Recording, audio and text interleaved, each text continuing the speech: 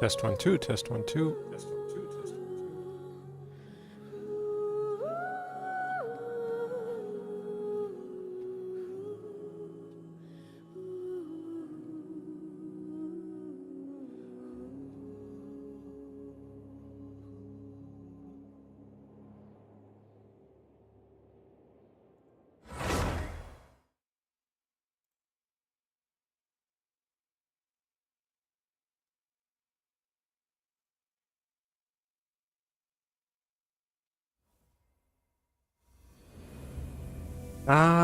Welcome, welcome.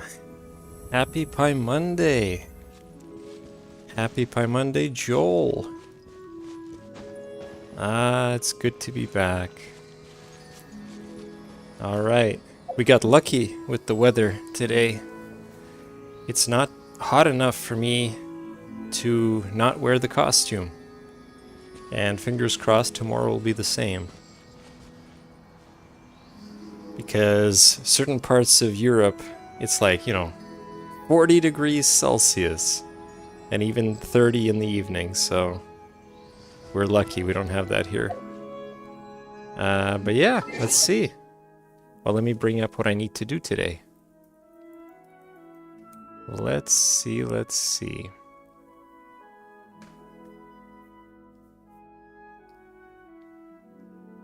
Alright, so first, let's get the mail. Good. And before I forget, let's go check out Ino's area. No enough on our Ino there. What about if I teleport here?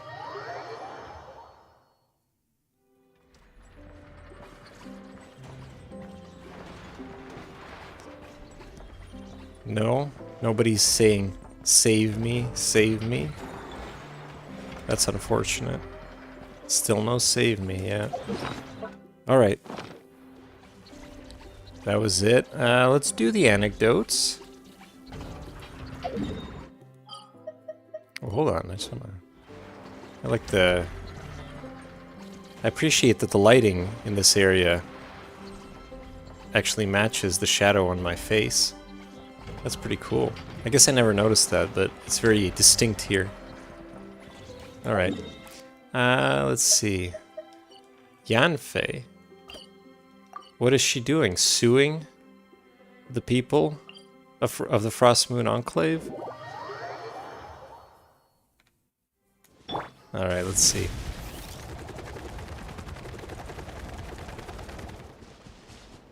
Wait, is she here? Oh yeah. There she is. She's suing a bunch of children. Oh no.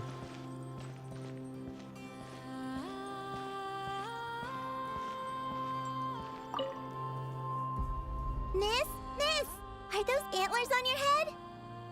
Wow, they look just like deer antlers. I bet they are. Just like us Frost Moon Scions. Yeah, Our Lady Moonchanter, Miss Lauma, also has a pair of really pretty antlers. I don't fully understand what's going on, but I'm quite sure my horns and hers aren't the same thing. I know! Miss Lauma's horns go up and yours go down. Wow, are you also a Moonchanter, miss? Moonchanter? Well, I don't think I am. Moonchanter? That's a foreign term to me. I think Granny once mentioned an Adeptus who is related to the moon, but I don't think they were a Moonchanter, were they? Is that a reference to Zubai? Oh, no, wait! Granny told me not to tell outsiders about Adepti. So, what should I say to these kids? But your horns are just as pretty as hers. Miss, can you talk to animals like Miss Lauma can? Oh, hey! My savior's here! Hey, traveler! Over here! Yanfei? What brings you here? Let's skip that first. I need you to save me right now. If these kids keep asking me questions, I won't be able to hide my identity as an Adeptus for much longer. Save you? Well, that's... Ina, Kari, it's good to be welcoming to our guests, but if you ask too many questions, you may come off as impolite. Miss Loma! Yeah, you're right. Sorry, Longhorn Miss. We asked too many questions. Sorry. It's just that we've never seen someone from outside the Scions with horns. So... Can you imagine having horns like that? Trying to sleep? You can't turn your head. You either gotta get some way of resting it so that the horns aren't in the way when you're lying on your back, or you just plop down face first into the pillow and suffocate, or I don't even know what you do. You gotta like turn slightly, but you can't do this or that. It's horrible. All right. Come, Ina, Kari. You two should go home. I saw your parents on the way here. They must be worried sick searching for you. They're searching? Oh no! It's way past dinner time! We're dead meat. Daddy's going to scold me. Bye-bye, Miss Loma. And bye-bye, Longhorned Miss. Massage beds? Is it like those, oh, I see where your head is through a hole? Yeah. Okay, fair enough. Thanks for your help, Lauma. I don't know how I would have wriggled out of this otherwise. I should have stayed in the library to search for information like you advised. Didn't think I'd be ambushed the instant I stepped outside. No need to blame yourself, Yanfei. The children are merely curious beyond their years and unaccustomed to seeing outsiders with horns. I apologize on their behalf for the discourtesy. It's fortunate that the Finches came to tell me you were surrounded by Ina and Kari. It seems my arrival proved timely. It's all right. I should have known better. Hold on. You two are acquainted? That we are. Yanfei came to visit us Frostmoon's Scions 2 days ago, saying that she wished to gather some reading materials. Since she came to study, I invited her to stay. Lauma's been a big help. I've gleaned lots of valuable information from the Scion's library. Maybe even stuff that'll give Shinobu a surprise. You're too kind, Yanfei. You were merely browsing our archives and writing down some of our customs. Although, I do not understand these borders of law you mentioned. As long as your time here has proven fruitful, then all is well. The borders of law are essentially... On second thought, it's not the sort of thing where a short explanation will suffice. Once the book's done, we'll just send you a few copies. It should be clear once you read it. It's a universal law book that should be concise, engaging, informative, and easy to understand. We'll cover legal concepts, as well as the regulations present in many nations. Is that so? Well, then I look forward to reading your work, Yanfei. I believe the children will be interested too. I promise it'll be interesting. I guess I should head back to the library and continue my transcribing for now. See you both around. I hope our Adeptus finds what she's looking for. Yanfei's already revealed her identity to you? She told me everything on her first visit. I must admit, seeing an Adeptus with horns fills me with a sense of familiarity. I listened to her many stories of Liyue's Adepti, and in exchange I granted her access to our library. In that, she has thus far proved most rule-abiding. A praiseworthy virtue, I must say. Well, she does work as a legal advisor. Is that so? Well, that's wonderful. She did mention a certain white horse Adeptus while telling me of Liyue's legends. Look at that. Zibai mentioned again. If memory serves, our books do chronicle a divine envoy who once dwelled on the moon. So that's what she is. She's an envoy. I see. But she dwelled on the moon. That's how she knew Columbina. I tell you, man, I remember distinctly the cutscene where Zubai and Columbina are both in the cutscene. A white horse adeptus. Is there such a person among the adepti of Liyue? Now, do not concern yourself overly with a mere flight of fancy on my part.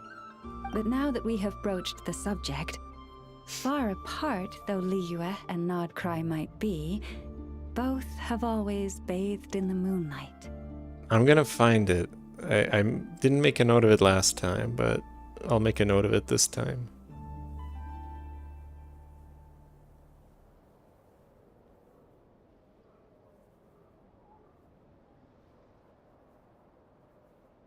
There. I pray that the people of Liyue may also be blessed by the moon, and lead lives of peace and prosperity. Wonderful. I wonder when we'll get back to anecdotes that are not in Nodcry. I have nothing against Nodcry, but I kind of miss the other areas for those. Did I really get through all of them? Wait, how do I... Where is the anecdote thing? Here? Yeah. Maybe I did get all of them. No, see, like, it can't be that these guys all appear in Nodcry. Although maybe they do, I don't know. Well, whatever. We'll get there when we get there. Yeah, but like, what I mean is that even during my dailies, I just notice it's all Nodcry every time. I hope they didn't remove them somehow. Anyway, so that was it, I think. So the next thing, you can influence which anecdotes you get? How? That'd be pretty cool. The next thing is what this stream title is. There's something about Barbara. I promised everybody that we would buy Barbara's C2.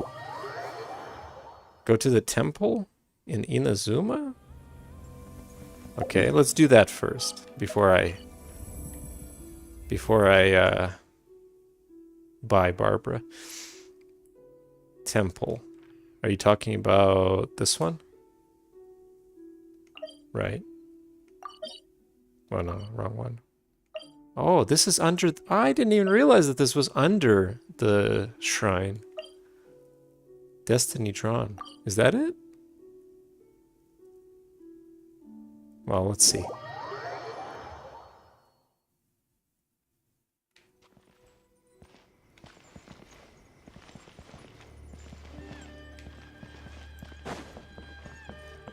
No, this is the wish stuff, right? Really? Wait. Oh, okay, wait. Talk to the Electro Archon.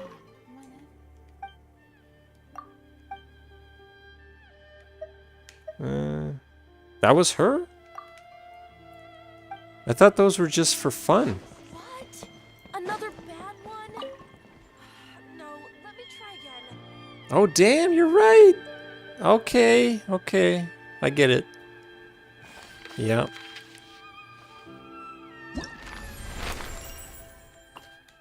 Oh, I see. Oh, damn. No, I want to see what happens if I don't do anything.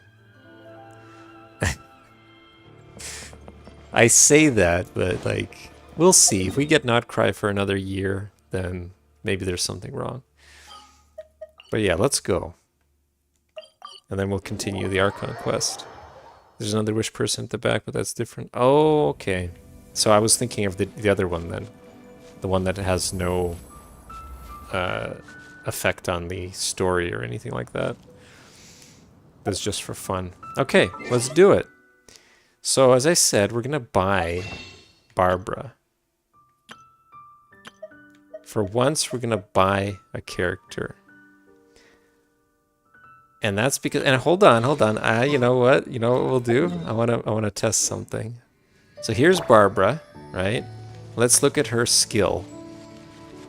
Right, if I do it, let's look at the cooldown. 32 seconds. It's crazy, isn't it? 32-second cooldown. Nobody likes that. 32 seconds. Barbara, you could do better. And that's what C2 is gonna be. It's gonna decrease it by, if I remember correctly, 4.8 seconds. And that's the plan. So Barbara, we're gonna buy you. That's what we've been saving these, what are they called, star glitter for? Let's do it. Every citizen of Mondstadt adores Barbara. See, there's something about Barbara. She learned the word idle from a magazine. Let's do it. It's the first time I'm using Paimon's bargains for this. Let's see what happens.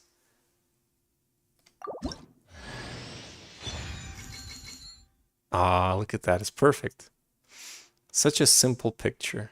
I wonder if they increased the resolution of the new characters, because she seems a bit blurry. But maybe that's just me. All right.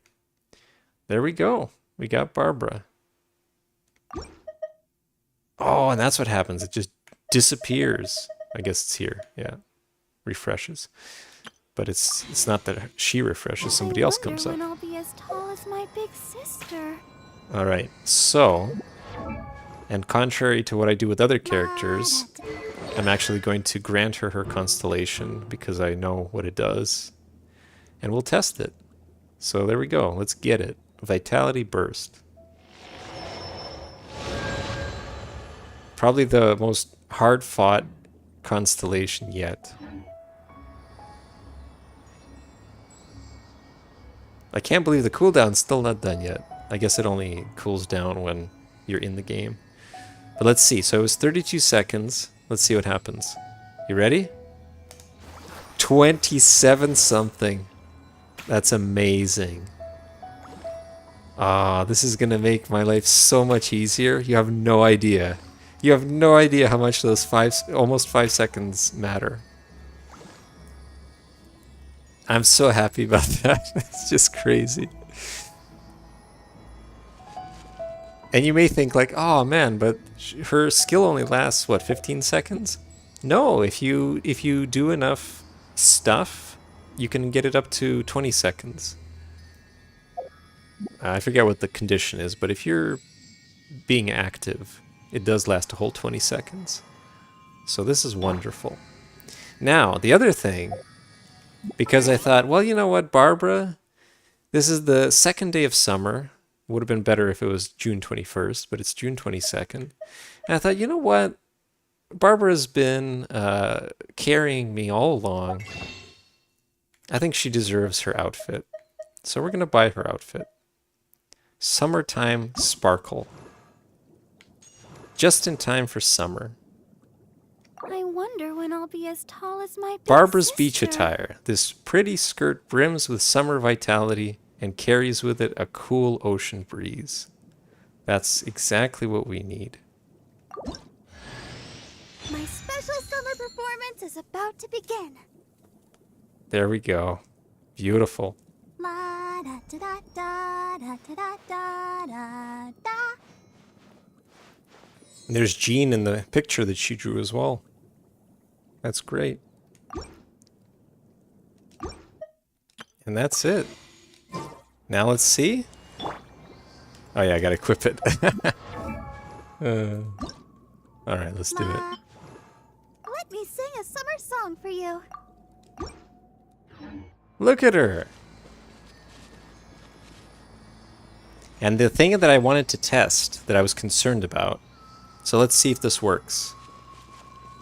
I didn't know what happens if you use a burst with a character that's wearing their outfit, their alternative outfit. I tried to do it with Mona, but I had, like, they're so similar that it's hard to tell. And I didn't want to do the record it and then try it. So let's see. This will be obvious. Ready? It works! Go! Beautiful! Good for you, Hoyo. You made it so that the outfit actually lasts throughout the burst animation. Wonderful. That's it. That's what I wanted to do for Barbara. Titled the whole stream about Barbara, but that's all we really wanted. But we got it. Alright, let's continue the Archon quest. What were you doing? Oh, that's right, we gotta save Columbina. She's in peril while I'm dressing up Barbara. Moonless night. Visit the Curatorium of Secrets. A battle for the fate of your companions at Notcry has already begun. Let's do it.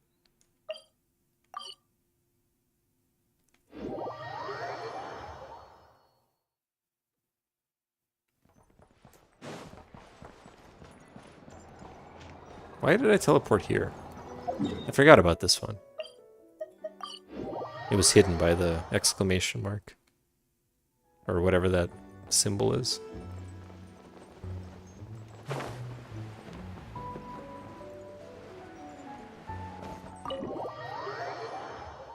Oh no. Word of warning.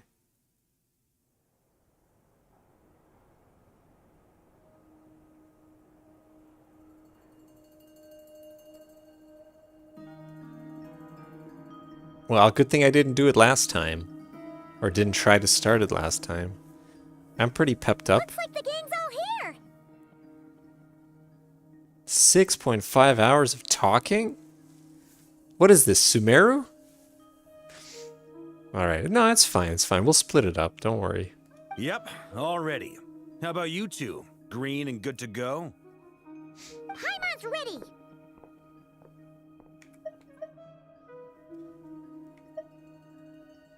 Okay, can we go over the agenda again? Let's do it. There's no break, you'll have to decide to quit at some point. But is there a way for me to just like back out? Without alt F4ing? Haha, feeling nervous? Don't blame you. We're all a little out of our depth with this one. Okay, so some time ago, Columbina was ambushed by the Doctor. It all happened pretty fast, and the last thing you saw was her vanishing into the moon's reflection. Yes, though at the time, all that the rest of us saw was the Doctor using some kind of power. The next moment, Columbina had disappeared, and you were falling into the sea. We have to get Columbina back. And whatever the Doctor's plan is in seizing the Three Moons Authority, we have to stop him before he succeeds. Yeah, if you can find... I mean, it doesn't mean that they have... Like, they don't have to be frequent. If you can find one at, like, the 3-hour mark, that's okay. If it's 2 hours... that might be a bit of a stretch if we have to continue after that. But... yeah, let me know. The Frostmoon Scions consider it our duty to rescue the Moon Goddess. I wasn't expecting so many others to come to our aid. So I want you to know that you have our utmost gratitude. Great. Well, first things first. Wait. Someone's here. We heard your footsteps. Although... You've been here for a while now.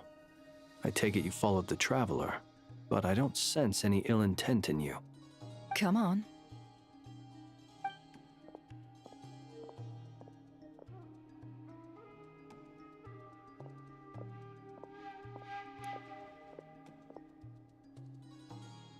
I figured it wouldn't take you long to notice me.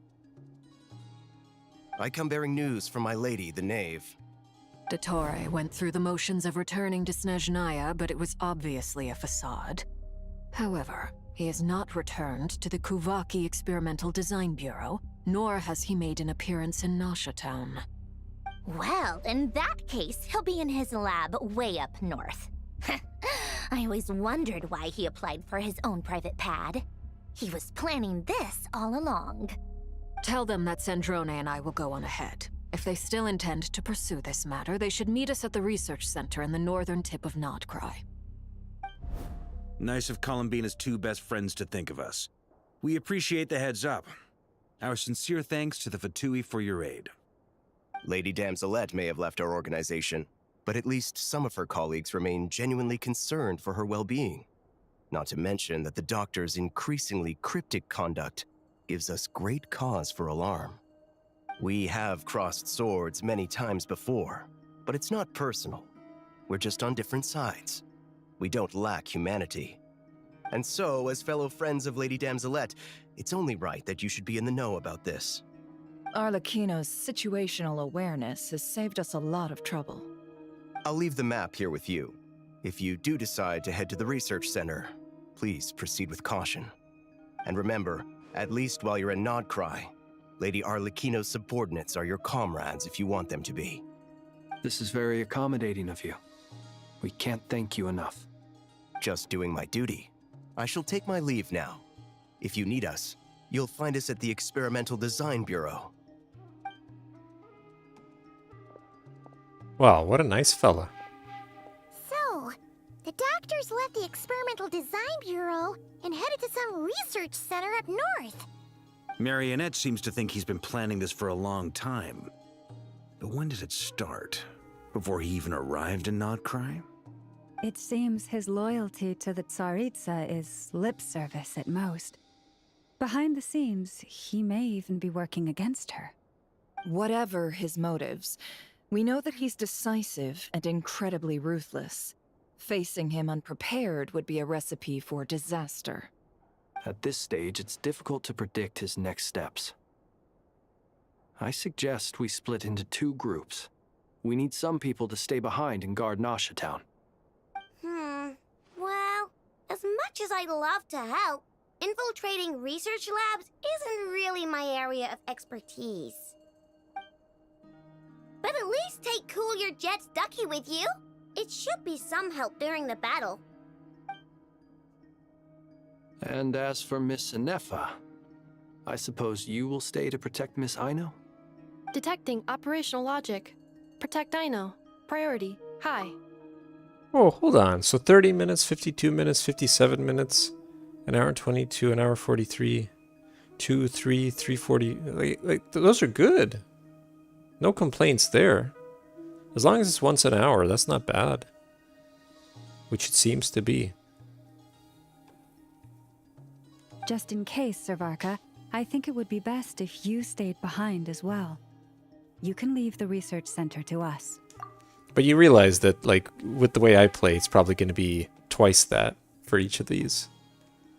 I mean, I would have said the Knight of Berea should probably be out on the front line, but okay, fine. Leave Nasha Town to me.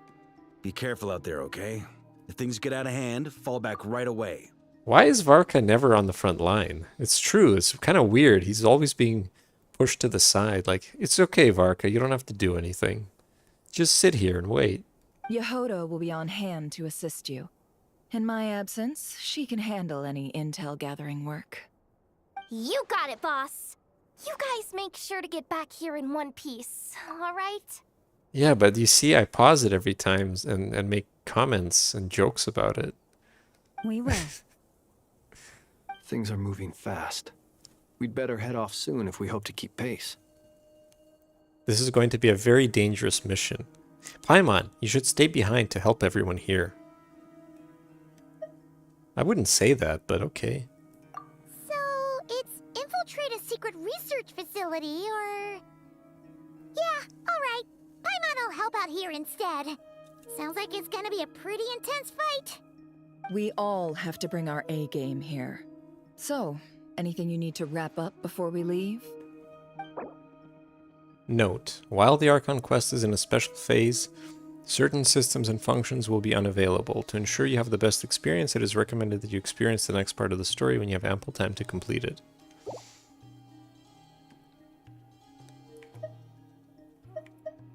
Nah, I'm good to go. Then you'd better get going.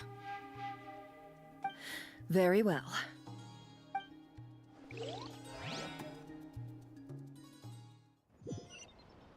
All these broken machines on the ground. Someone got here before us. Could it be Arlecchino and Sandrone? Why would they destroy these machines? Aren't they Sandrone's machines? Wait, where are we? Oh, so we do go here. Why'd you tell me that we don't go here? We absolutely do go here.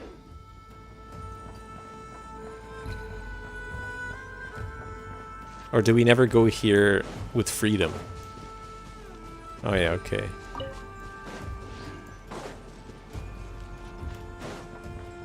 I didn't even farm any of those artifacts yet. Wouldn't gliding be faster? I had to farm for weapons for my Imaginarium Theater group. Alright. Well, it did look like it to me, yeah. Like, if you didn't give me the map, I would have assumed it was, like, right here. The terrain looks kind of similar.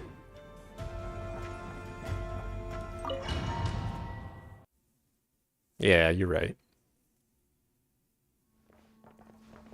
I just thought maybe after you're done with this... What if I go back? It's weird. Where did you come in?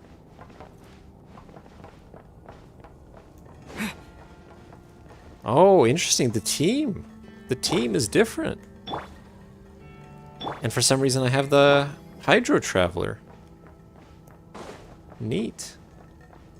Well, hold on. I want to see what are we using? Right. Fancy. Look at him. Plus 20 artifacts? Never heard of it. C6? Damn. Full level talents? Crowned? Come on, man. I would never. I probably should read these at some point to actually know what he can do. And, wait, what did that say? Voice. Why does it say various artists? Was Zach Aguilar not the only voice actor? But, yeah, let's see. And what, just want to see what everybody has. So he has his signature. Nice artifacts. Only C3. Can't be giving us too much. She has hers as well. Neat. And, yeah. Cool. Alright. Someone else does the grunts. Don't want to let Zach Aguilar do the grunts. Gotta leave those for somebody else. It could be that they don't change the voice actor for the grunts between languages. Why are these guys? Like, I thought, are they helping the doctor, or what's the deal? Eerie.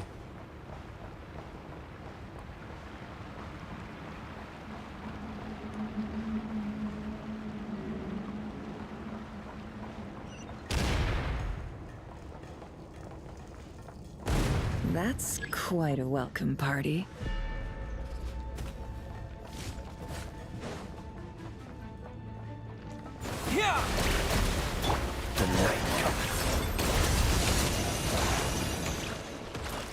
Well, that was overkill.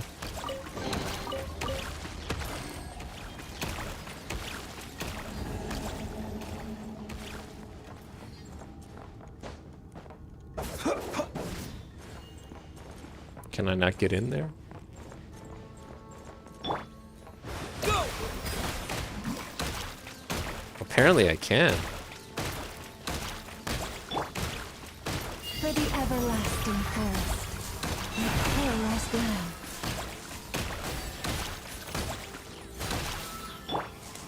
Water jet!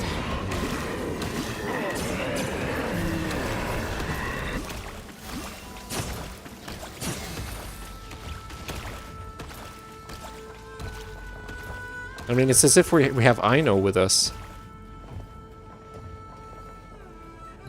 The doctor's flying solo here. Well, yeah, that's why I'm confused. What's the deal with these guys? Close your eyes.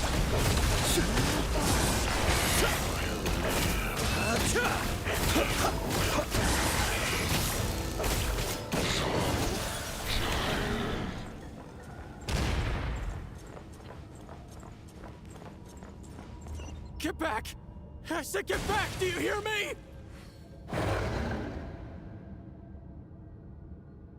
Why isn't it working? No!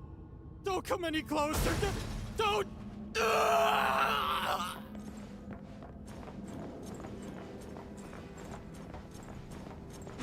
It's amazing to me that they don't really animate anything. They kind of just... They do what... it's like a slideshow animation. First, one moment he's standing, and the next moment he's on the ground. That's Hoyo's tight budget. We gotta support them.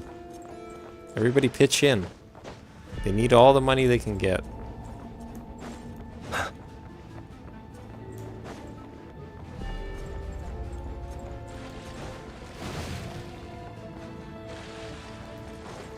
Forest, protect.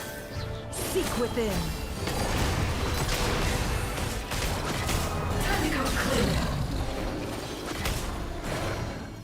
It all adds up. Be silent. Wipe out! The long sleeve beckons. You poor soul. May your spirits find peace. Grab that key on the ground. We'll probably need it at some point. A key? Damn.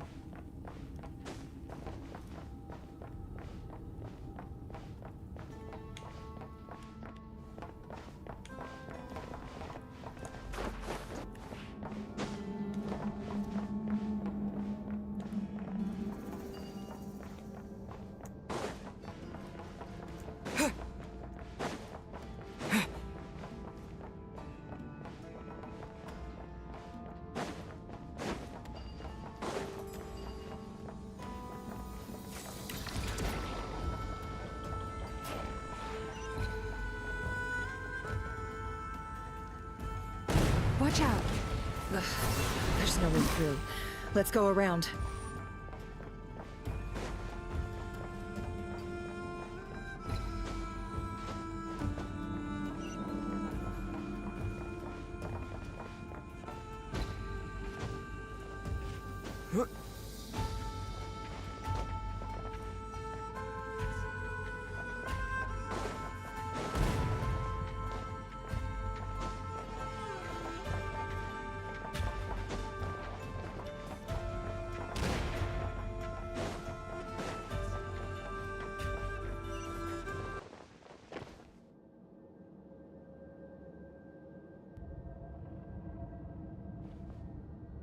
What the?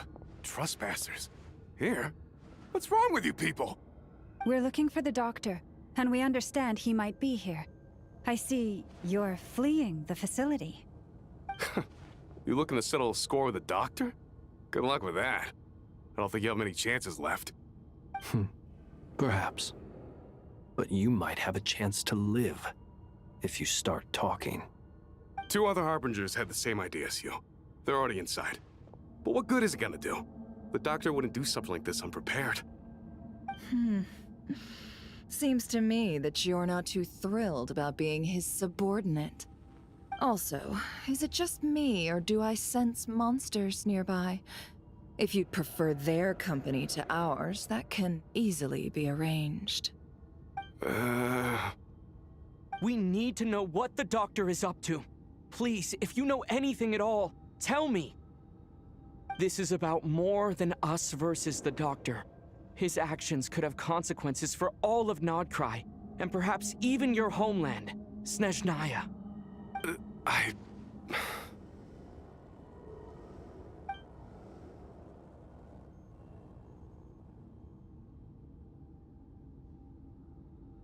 He's building something.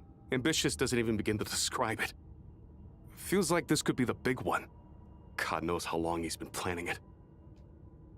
A while back, he told us he'd be returning to Snezhnaya. We weren't expecting him back so soon. This time he brought some gemstones with him, or something. 2 of them.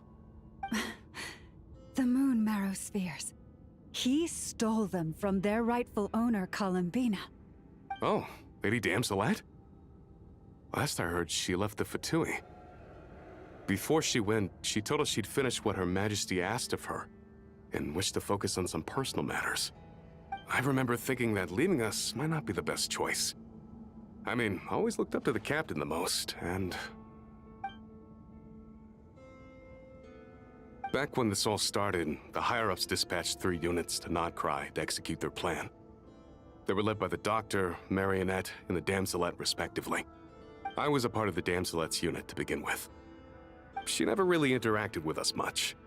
In fact, she seemed sort of detached from everything. Not because she was distracted, just felt like she was indifferent to the world around her. Like she had no stake in anything that happened. She always seemed like she was staring off into the distance. Almost as if she didn't see anything worth living for in the present, so she had to look further afield. That's right. She always used to stare up at the sky. The Doctor used to stand nearby and watch her. Apparently they got along well at first, but somewhere along the way, she grew wary of him.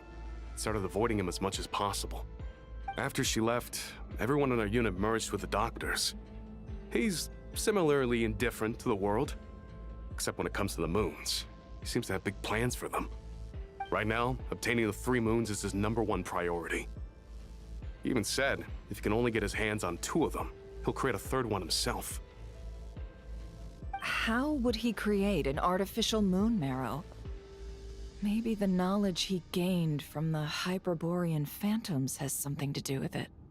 Thank you for cooperating. We appreciate the level of detail. I get the sense that you'd serve under Columbina again if you had the chance. Would that be fair? No, she's no longer a Harbinger. As a member of the Fatui, my loyalty will always belong to the Tsaritsa. I'm only telling you all this because I don't completely trust the Doctor. His actions do not align with the goals that first brought us to Nodcry. I understand. We'll do everything within our power to stop him. The Knaves unit is based at the Kuvaki Experimental Design Bureau. Maybe you can seek refuge with them. Well, now we know what's going on here. Artificial moon marrow. He's likely well on the way to completing it. Dottore's technological capabilities are far more advanced than I thought. I fear this could get ugly. Everyone, prepare yourselves.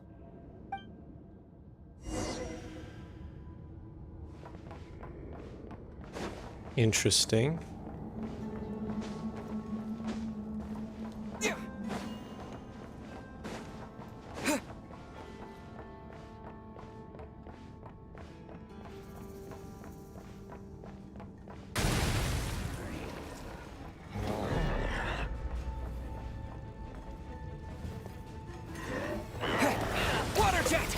Close your eyes.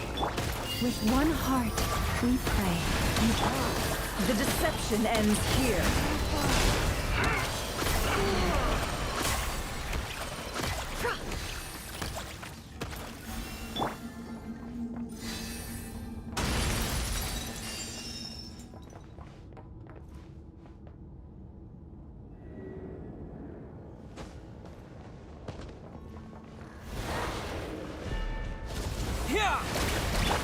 Observe.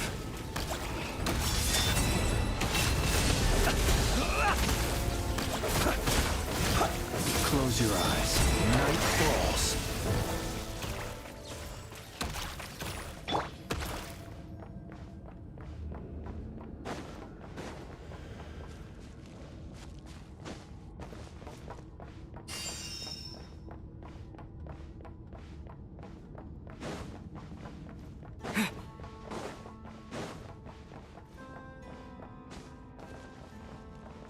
It's very clear glass. Very impressive. How do they clean it so well?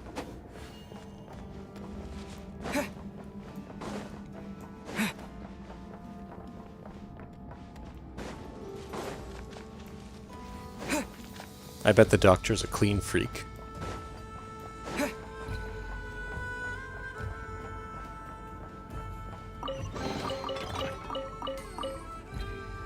Light years ahead in glass tech, absolutely.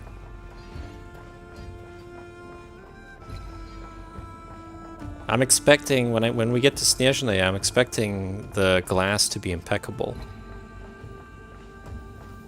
You know, just walking into screen doors, left and right.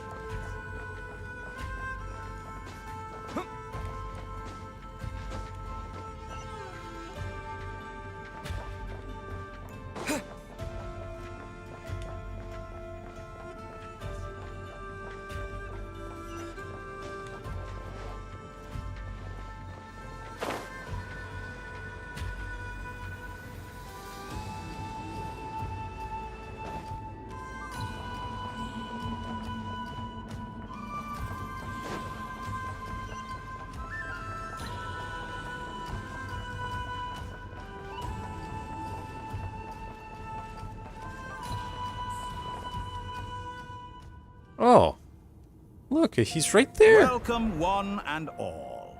I've been expecting you. I hope my humble research facility is to your liking. Yeah, we really appreciated fighting our way in through a horde of monsters. The gall. You expect us to believe you've just been patiently waiting for us? Of course I have. Should I be worried about something? Everything seems to be going quite smoothly so far, and you've shown up right on schedule. First Sandrone and Arlecchino, now you.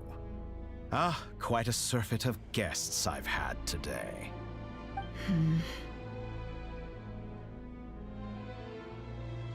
If you were looking for them, I should probably mention that Arlecchino disappeared as soon as she entered the facility. As for Sandrone, why, she stood right here only moments ago demanding answers from me at the top of her voice. Hardly out of character. She never was one for basic courtesy. But I have to admit, I was a little surprised to see her showing concern for someone besides herself. Does everyone you associate with undergo such a change in temperament? Speaking as a researcher, I have to say, it is not a change for the better. It threatens one's ability to remain objective. Where is Sandrone? Well, since you ask... So you've got your hands on the moon marrow, and now you're claiming godhood. Don't you think that's a bit of a stretch, Dottore? I must protest what you are insinuating with that phrase, claiming godhood. I am not claiming anything. I am stating a fact. You're a researcher. I'm sure you appreciate the distinction between the two. Huh? Wait, you really think you're all that? You'll excuse me if I'm not being a polite little lady for you. We're colleagues. We both know what kind of person you are. By the same token, I knew you'd respond along those lines. You and I both understand that facts speak louder than words. To that end, I've had my people send you a small gift. It should go some way toward helping you understand my present position. What gift?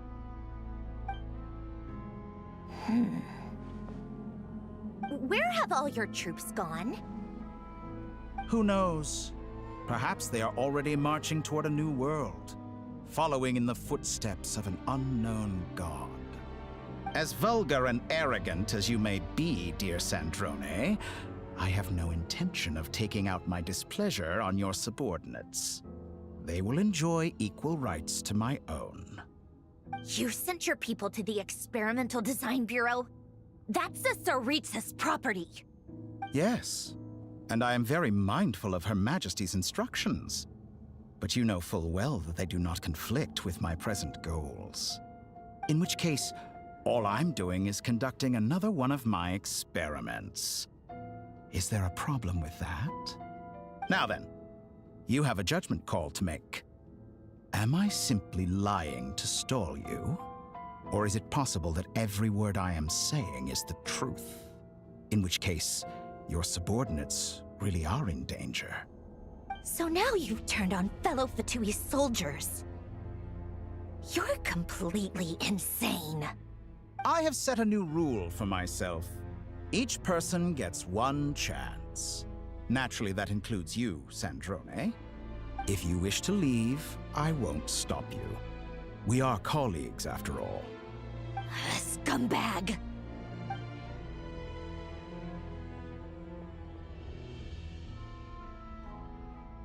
Still, I hadn't counted on Sandrone sparing any thought for the people of this world. Shame. I always found her self-centeredness to be one of her few better qualities.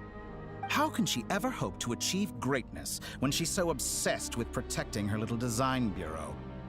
It's more than a little disingenuous to speak of achieving greatness while taking hostages. Or does honor no longer mean anything to you? Honor? I have the Hey, marrow of Convy. 2 moons in my possession and will soon complete the construction of a 3rd.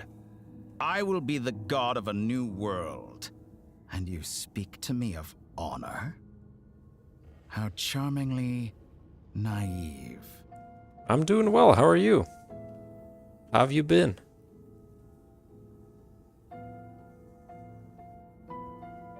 Those are sacred relics. You do not deserve them. In my view, many in this world do not deserve to be alive. And yet, I mercifully permit them to go on living, do I not? Where have I been? Well, either I've been busy or I've been hanging out with friends. That's pretty much it. Or it was too hot. It's one of those 3 things that prevented me from streaming. We'll see how the rest of the week goes, because it might still be... It probably won't be too hot, but I might have to do a few things that will keep me busy. The baby got me. Yeah, who knows, right?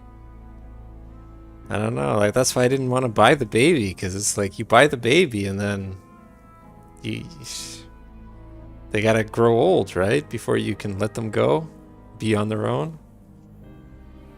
I don't know how many years it takes, like 5 before you can get them to go out and see the world on their own. I don't know anything about children.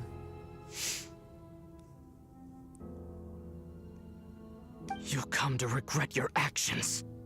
Will I now? Let's see if you can make me. That thing would have killed me in my sleep. If I see it again, I might actually buy it. Who knows? Wipe out! We're actually fighting the doctor. Observe. For the everlasting forest. Forest, seek within. Can't hide the truth. It all falls into place. No more lies. You won't feel a thing. Be silent. Observe. Do you fear the dark? Be silent. Night crisis.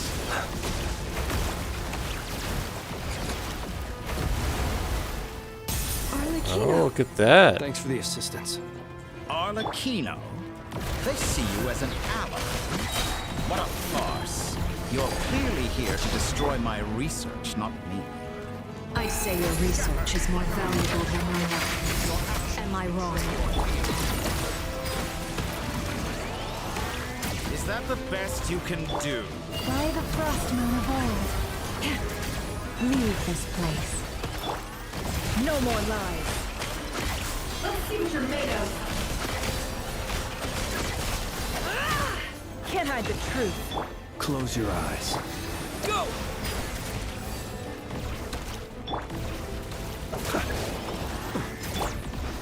It all adds up.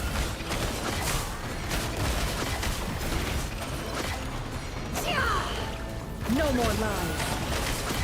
It all falls Is this into place. all it takes to tire you? Seek within. Can't hide the truth.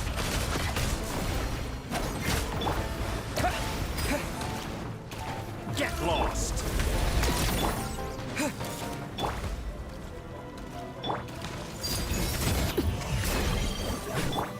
Water jet! Yeah! Be silent. To dust. Observe.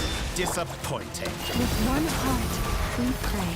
Flores, protect us. No more lies. Dottore is too powerful with the artificial moon marrow in his arsenal. Fighting him is futile. Quickly! How's this? Jesus. Let's go.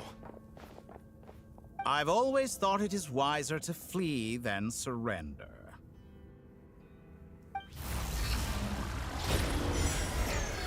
Watch out! What the? Forget about me! You should... Where's the Traveler?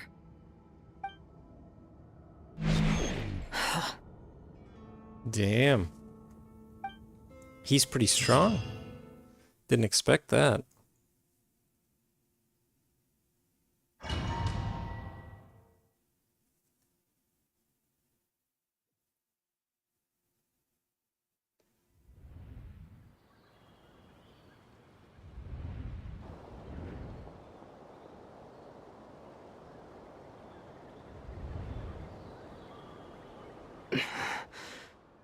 What just happened? Nasha Town? How did I get here? Strange. I remember being trapped by Dottore during the battle. And now all of a sudden, I'm here. Something weird is going on. I guess I'll start by exploring the area. Huh? Traveler? What brings you here at this hour? Huh? What are you in the mood for today? A hot dog? Or something else? We've got some special discounts at the moment. Want to see the menu? Sorry, I'm not hungry right now. Ah. Well, feel free to take a seat for now. Let me know if you change your mind. Everyone seems to be acting normal. Am I just overthinking? Oh, darling, look who it is. One of our regular customers. Get the Traveler something to eat, would you, dear? Wait, why is he talking like that? Well, I'd love to, but can't serve a customer unless they order something. Anyway, I take it your business is wrapped up? Yes, thankfully. It was a long trip, and it's left me feeling pretty exhausted. But the upshot is, I won't have to leave again for a good while. We can have some quality time to ourselves. Wait, these two are a couple? I see some kids around too. I didn't know they had a family. Hey there! I haven't seen you in ages! What's keeping you so busy? I've been looking forward to playing with you again. Have we met? You forgot already? You're silly. Daddy brought you over to our house recently. We had some snacks together. What is she talking about? We've had a lot of customers over the last few days, so we've been real busy. And like my mom always says, some people are more than just customers. They're friends. Oh, another customer's arrived. I better go see what they want. This is all wrong. I never once heard the owner of this restaurant talk about their family. It certainly isn't a family-run business. And that child? I don't recognize her at all. Could this be a false memory? Very good. I knew you had it in you. Dottore? Aren't you going to try the house special? When did he show up? No. None of this is real. You don't seem to like it here. That's fine. We can change venues.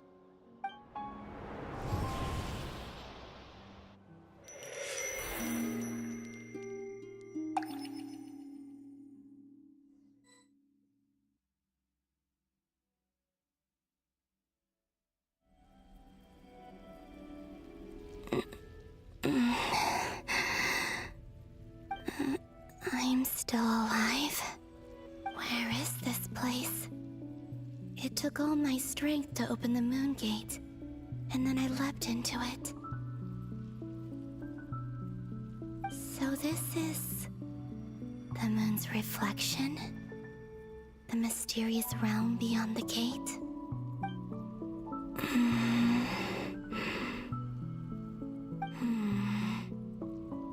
I can't sense anything. I guess I could try opening the gate once more.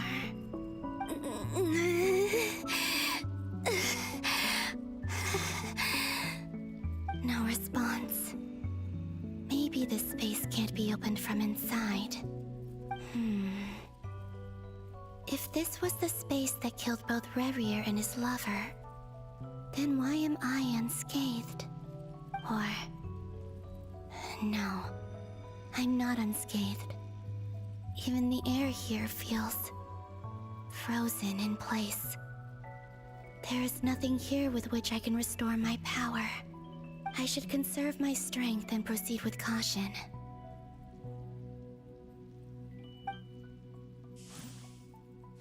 I don't believe Dotori's scheming will stop just because I escaped. If there is any chance that I can get back to the others, any chance at all, I must return.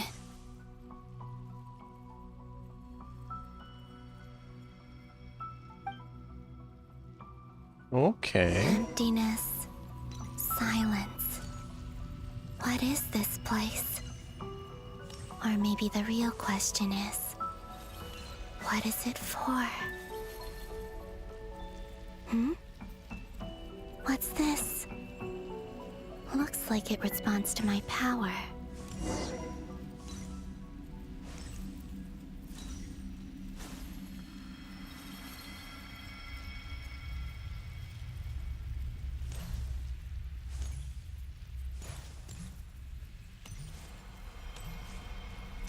Does she move faster than other characters?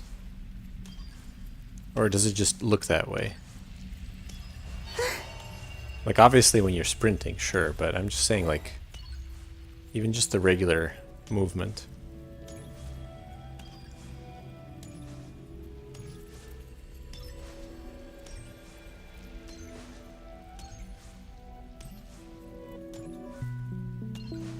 Is there a map?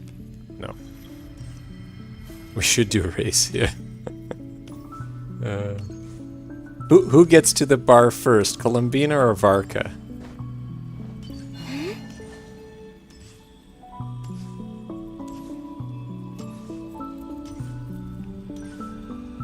I wonder if there's a barrier. Yeah. Well, Varka, but do you know that? Are you 100% certain?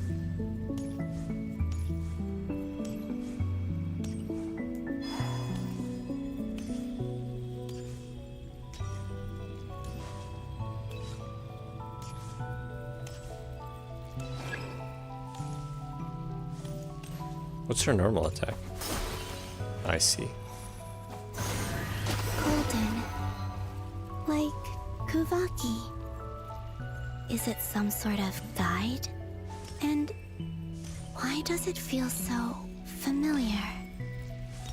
I might as well follow it.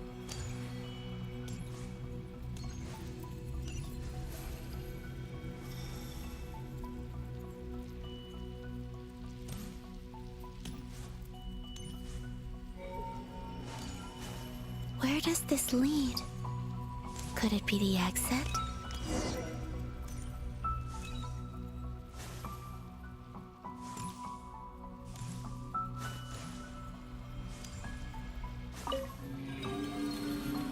Varka will jump over buildings to get to the bar. Columbina just doesn't want it this bad. Yeah, that's true.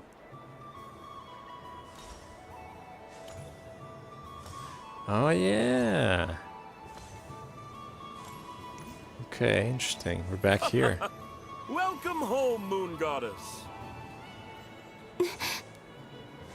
Is this Nasha Town? But isn't Moonbriar Night over already?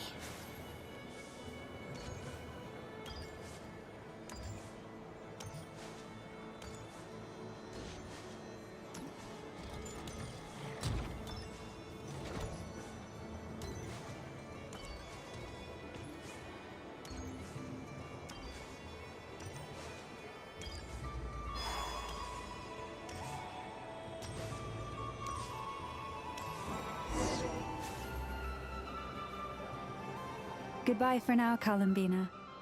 I hope you have a wonderful night. I will. Lama, everyone else, and me? Are these my memories?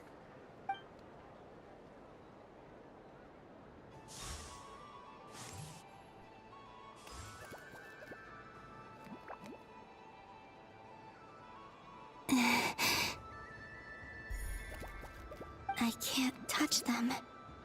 It's as if we're separated by some impenetrable power.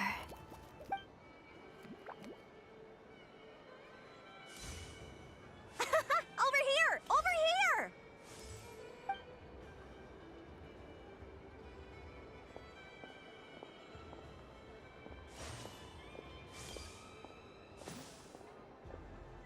But the people in these memories pass right through me. Just like when I disappeared. If only I had known what would come to pass after that. Even so, I should still take a look around.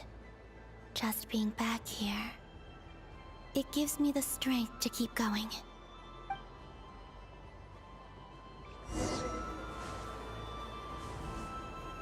Welcome home, Moon Goddess. Oh, you're the genuine article. Alice was right. This Moon Prayer Night was worth watching after all. Oh, yes. That was the fortune-telling stall run by Barbeloth from the Hexen Circle. Yeah, if anybody knows what's going on here, they would know. Even though it's a memory, I'm sure there's a way for them to see or be notified.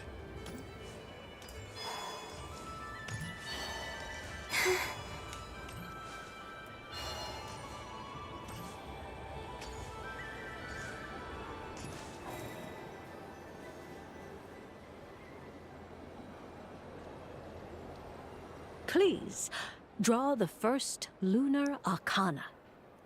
Ah, this represents destiny and is the foundation for the divination as a whole.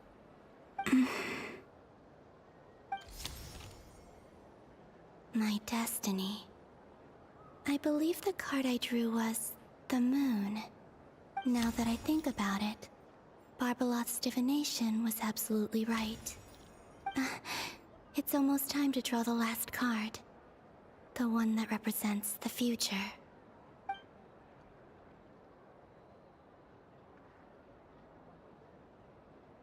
That was the card that popped out on its own. From here, I think. Oh. That's Kuvaki cool. Pulse? That's cool. This is the typical trope in time traveling or other stories. I like it though. What? Fascinating.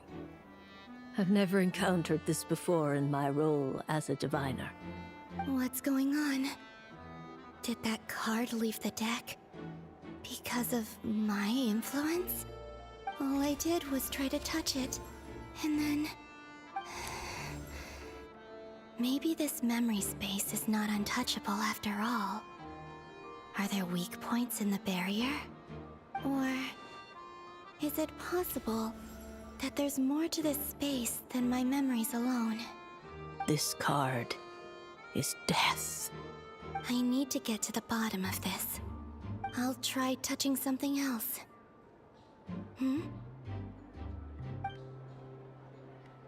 Is this... the wind? No, it's gravity. It's pulling me outwards. No, Traveler!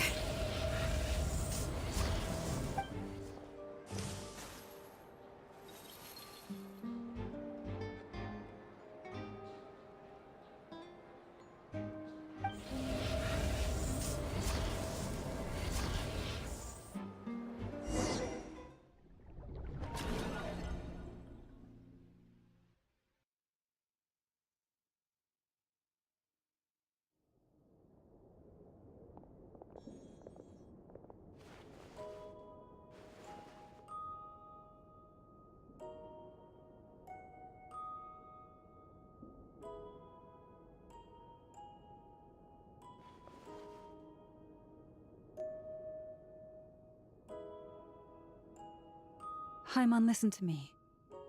From the bottom of our hearts, we are so sorry. We completely understand how you must feel. The Traveler is trapped, and we all feel responsible for it. Don't say that! Paimon's not a little kid! You didn't leave him behind on purpose! There was nothing you could do! But... He's all alone in there!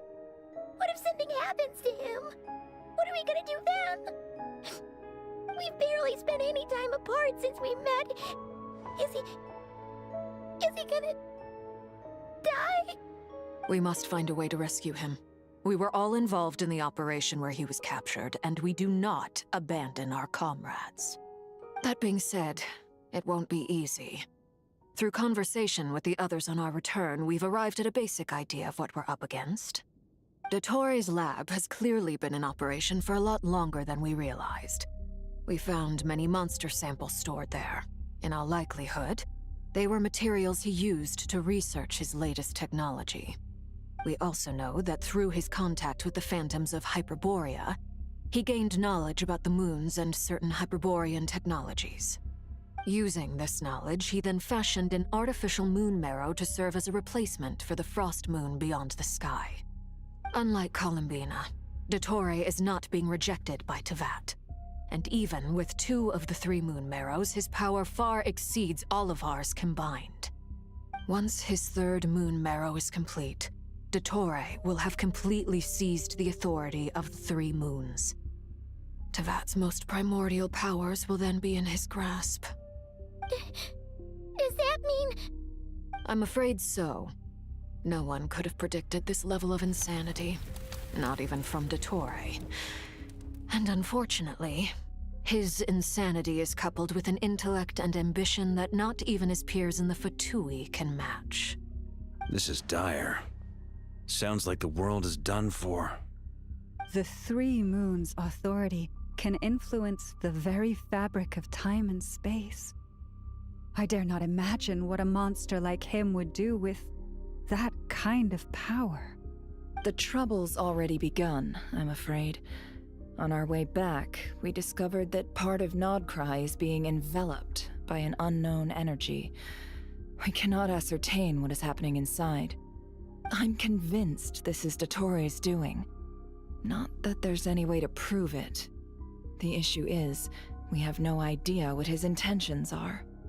The only thing more frustrating than facing down evil is knowing that it will surely come, but not knowing when. The Doctor is guilty of numerous crimes in Mondstadt as well. One of our knights, well, former knights, his father was murdered by Dottore. His ideology and methodology are a danger to everything in his path, from individuals to entire nations. He does not feel guilt, even when he acts against his own people. He doesn't see them as his own people, that's why. People like him see everyone else as beneath them. Right. He views other people only in terms of how they can benefit him. That's the basis of all his social connections. Granted, he's hardly the only harbinger to pursue their own interests. We all do. And Her Majesty is gracious enough to permit it. Still, her mercy has its limits. Dottore's actions have gone beyond even what the Fatui could have imagined. Usurping divine authority to become a god. For a servant of the Tsaritsa, that goes beyond being disloyal. It's treason of the highest order.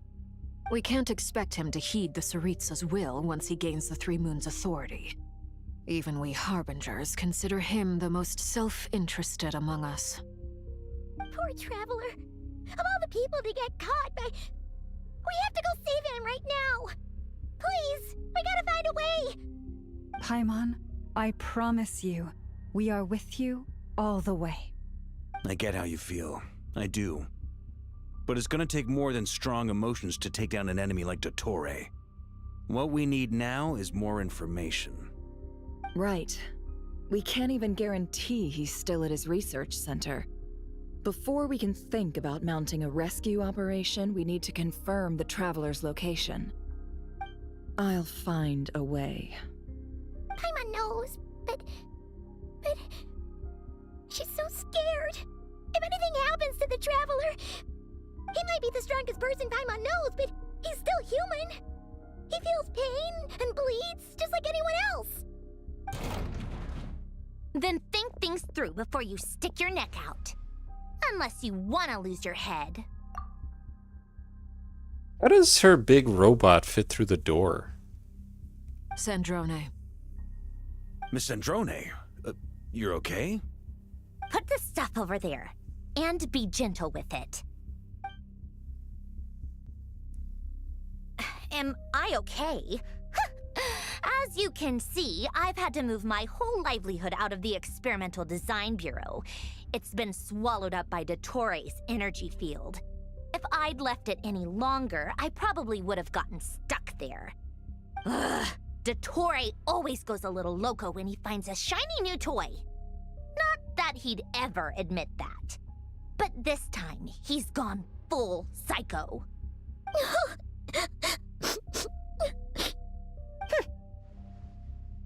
Just go ahead and cry already. Sorry. Paimon's not trying to make a scene. It's just, she can't. Oh, Paimon. Let it all out. There's no shame in it. When you're overwhelmed by fear and despair, crying can help get it out of your system. Maybe he's like You'll a feel better transformer. for it. I don't understand why nobody's trying to hug Paimon. Like, this is the perfect opportunity to hug her to make her feel better. Instead, they're just watching her cry. It's ridiculous. Okay then, while the baby of the group is having a moment, how about the grown-ups get to work? Give me your hand. You've made a discovery? Polonia, scan.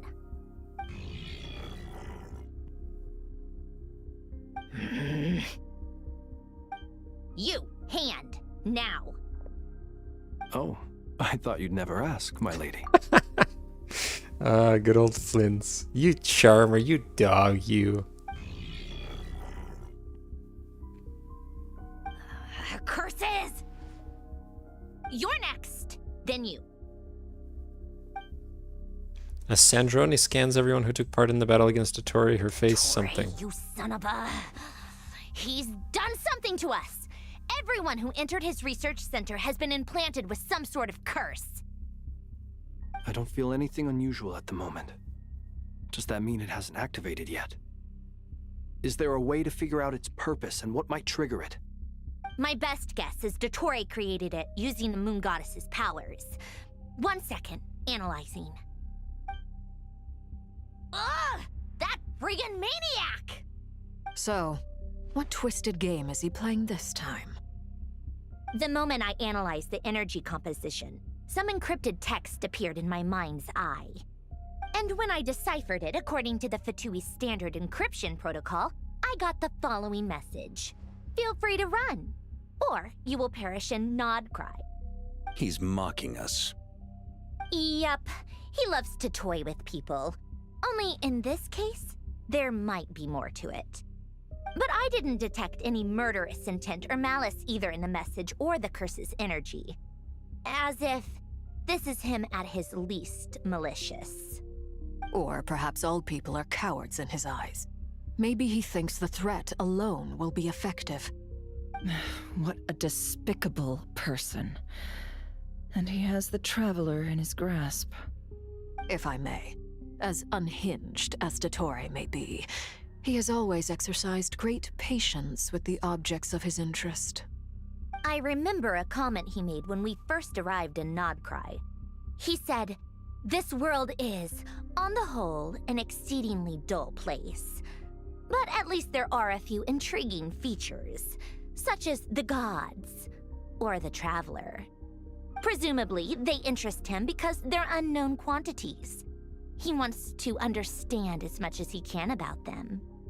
Agreed. The Traveler is Tevat's fourth descender. All Harbingers are aware of this. Since Dottore took such pains to capture the Traveler, he is unlikely to kill him right away. Okay, but we still have to do that rescue operation. Of course. I also think we need to read between the lines with Dottore's message. If he's encouraging us to run, That means we mustn't leave Nodcry under any circumstances. My guess is, his curse will only trigger if we leave.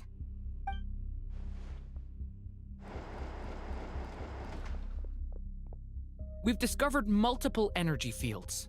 Albedo is still attempting to analyze their structure. He told me to report back first. Each field is slowly growing, swallowing up more of the surrounding area in the process. And the pace of their expansion has increased since we first examined them. He's probably trying to swallow Nodcry whole. His nefarious ambition knows no bounds. If this continues, the whole of Teyvat will be in trouble, not just Nodcry. The loss of Columbina could not have come at a worse time. Do we think she's truly gone for good?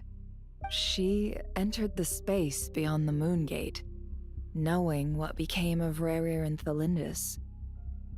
I'm sorry, but I fear the odds aren't good. Don't be ridiculous. If I know her, she's busy finding a way back as we speak just so she can annoy me. She isn't dead.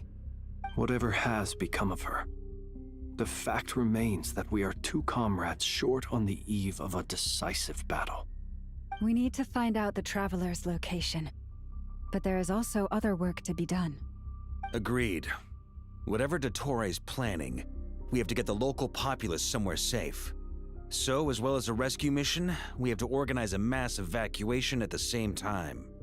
It would be best if someone could approach leaders of neighboring nations and negotiate emergency asylum for Nodcry's inhabitants. Can anyone handle that? Snezhnaya is one option. I'll see what I can do. Guess it'd be so much easier if the Traveler was here. No! Stop thinking like that, Paimon. Paimon will join you. She's pretty well connected thanks to the Traveler. Maybe it'll come in handy. Either way, that's what the Traveler would do if he was here.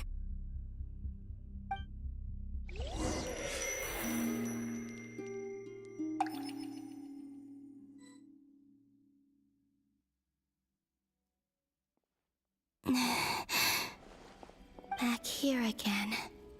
That gravitational force that pulled me back. Is this where it came from? When I saw that memory of Moon Prayer Night, I think I influenced reality. Was it just a coincidence? Or... if only I could have sent the others some kind of warning on Moon Prayer Night. Maybe we could have stopped Dottore. I feel... so heavy. Does entering that space consume a lot of energy? Well, even so, I have to keep moving forward. Back to emptiness and silence again. I should try and find my way back inside that memory.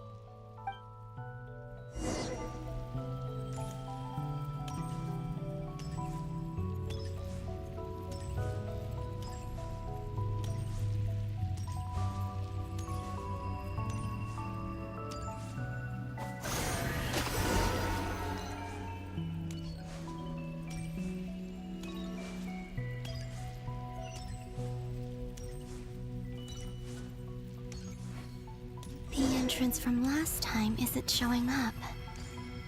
What am I missing? Looks like I need to gather these scattered fragments.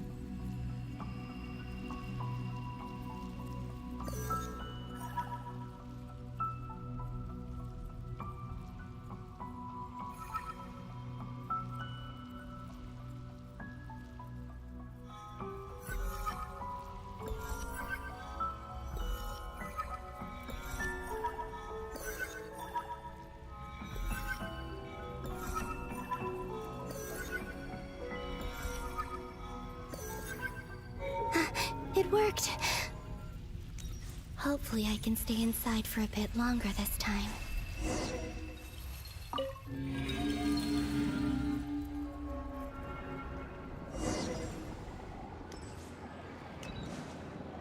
Ad Astra Abyssosk. Welcome to the Adventurers Guild. What? This doesn't look like Moon Prayer Night.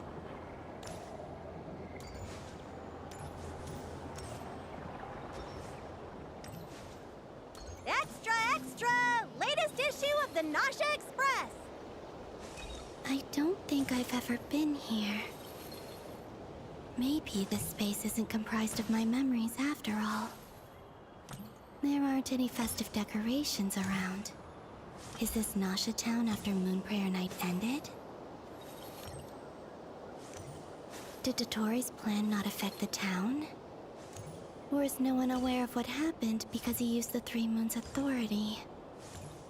Let me see if I can influence anyone else.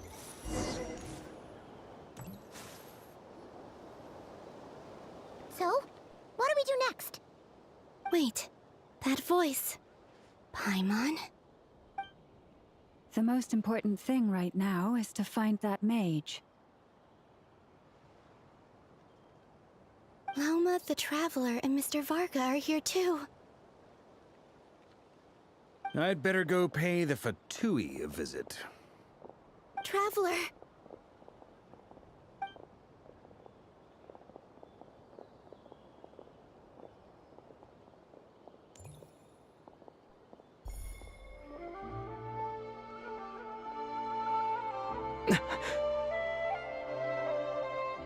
Oh, that's how he knew about her. It wasn't... Columbina? Yeah, okay. I made contact. Clever. It's me, Columbina. Huh?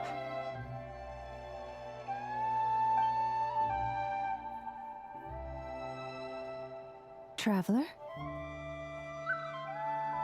Let's go! This is no time to be spacing out!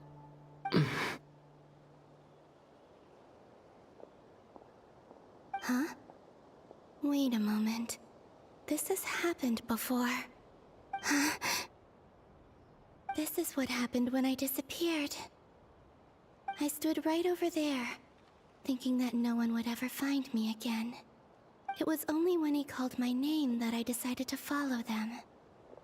But did he turn around because he sensed my touch just now? Is it really possible that from in here, I can change the past? If I keep following them, maybe... Huh? It's that gravity again.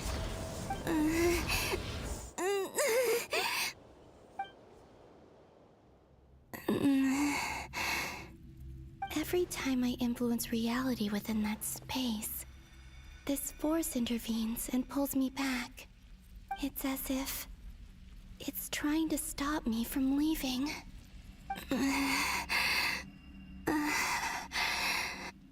I'm getting weaker and weaker. I'll just have to try another approach next time. Come on, Columbina. Keep going. You have to tell everyone what happened.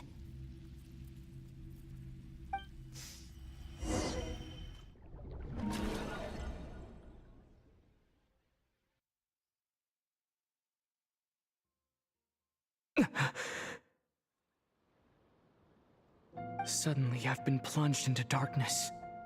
Alone. It feels strange. As if something has grabbed hold of me.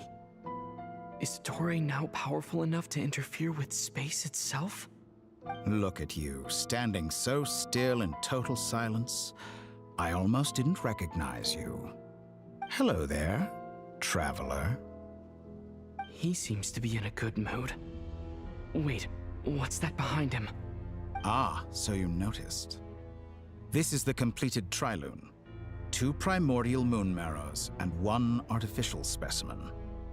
You are wary of it. Good. Maintain that reverence. You performed well in that recent battle. Brave and reckless as always. Courage is the sign of a true hero, and impulsiveness is the hallmark of those who strive to advance. I say this not to belittle you.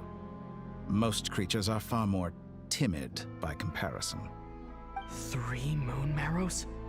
Does that mean the artificial one is now complete too? Well spotted. What do you think? For a replica I built myself, I dare say it looks the part. I don't know, it kind of looks Dottore, crappy. Are you planting illusions in my mind? I have no interest in fooling your eyes. On the contrary, I hope to show you the true essence of all that you see before you.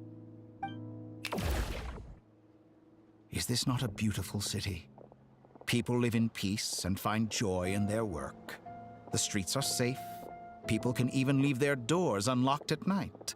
You might say it is the Elysium everyone dreams of.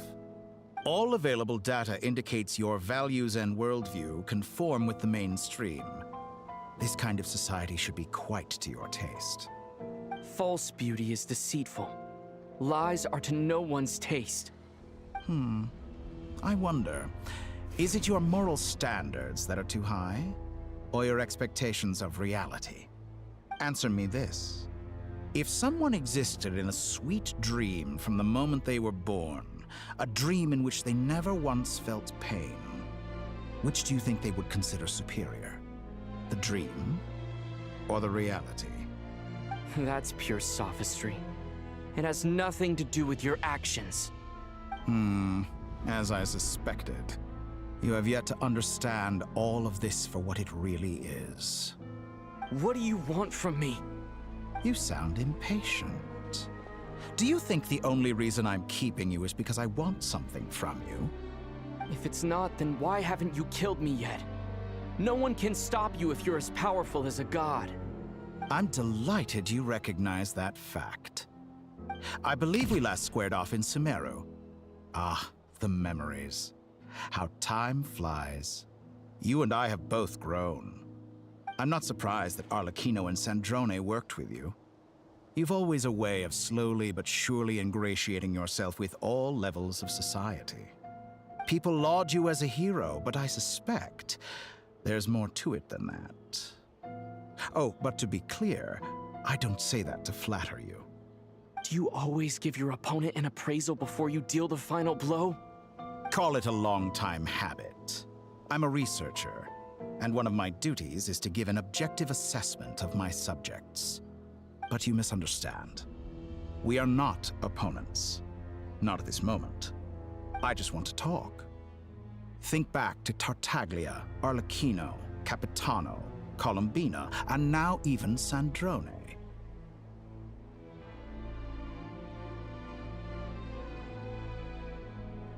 You've worked with each of them in the past. I believe you can work with me as well. What makes you so sure? Well, why not? Should the good associate only with the good and the bad befriend only the bad? I like to think we could have a more mature relationship than that. Surely you don't think all your relationships are grounded in friendship or shared ideals? People come together because it benefits them to do so. If you think of the people you admire, you must surely admit that they have provided some benefit to you.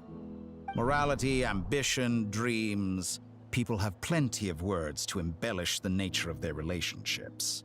But once you break free from those ethical frameworks, you will see that the only thing connecting the two of you is mutual benefit. And that is what I'd like to talk to you about. We're finally getting into it. He's probably been planning to kidnap me for a long time now. But for what exactly? He has the authority of all three moons. I won't be able to gain the upper hand in a fight. Best if I pretend that I'm willing to negotiate for now. You say you're a god, but you also speak of mutual benefit. What could a god want that the three moons cannot provide? Excellent question. But before I answer, I would ask you the same thing. Gaining Colombina's allegiance was a rare and extraordinary feat. But the Moon Marrows are now in my hands, and I have the edge over her. For this artificial moon is not being rejected by Tevat. Her identity and lineage may have been a thing of glory in the old world, but they were also shackles that prevented her from ever integrating into Tevat. I, on the other hand, you may view me as a thief, but I have overcome that limitation. So what is it that the Three Moons cannot grant you? What stops you from negotiating with me to get what you want? I don't make deals with lying psychopaths. That's quite an accusation. Are you expecting me to get angry with you?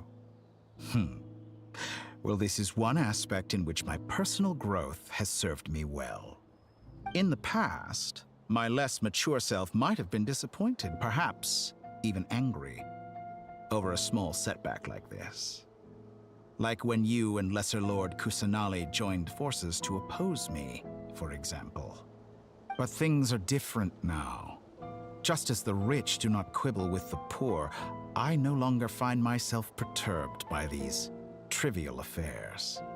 Human relationships end with conflicts of emotions and interests. But relations between humans and gods are different. And ours is even more unique. I have ascended to the highest heights and laid claim to unprecedented horizons. And you were no ordinary person to begin with.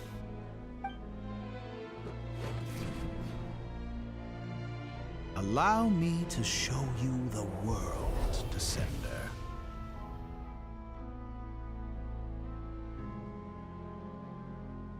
I can show you the world.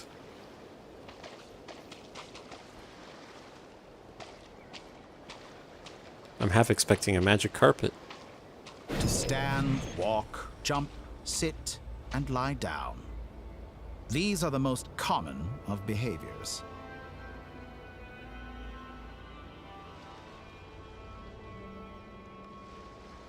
Where are we anyway? Flying over Tivat? How romantic. Exactly! That looks pretty cool.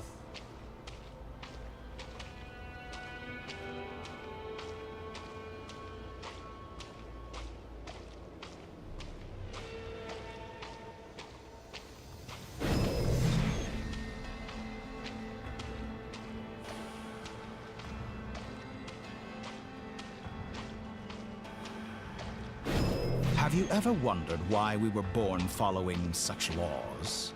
Who stipulated that we could not fly instead of walk?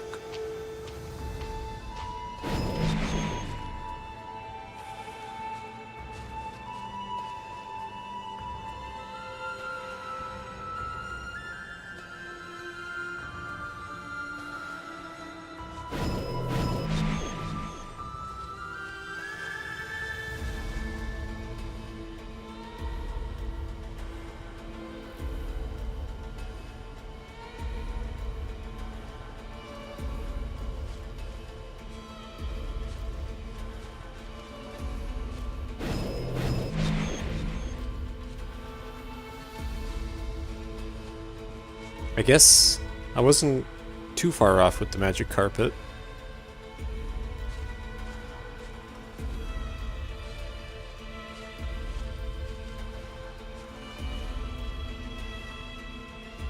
Someone of your talent and experience must surely know of the 4 great rulers who serve the heavenly principles. They govern life, death, time, and space. One wounded by a blade will die from blood loss or infection, and one who falls into a lake will drown in agony. The elderly wallow in solitude, and the solitary age faster. Eventually, new life is born, only to embark on the same path of suffering. These 4 divisions anchor the world and shackle those who live in it. But they themselves transcend its boundaries, squandering the power bestowed by the heavens. All who live yearn for equality, but unless the gods prostrate themselves and profess that they are mere servants of the living, equality can never exist. Who makes the rules we must live by? Who has the right to restrict us? The limits of the body can be rejected.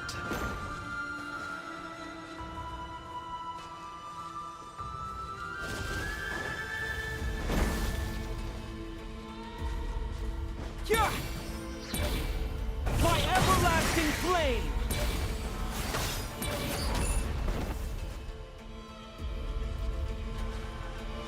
don't even know what happened there. Wow, Jesus. Time to ignite!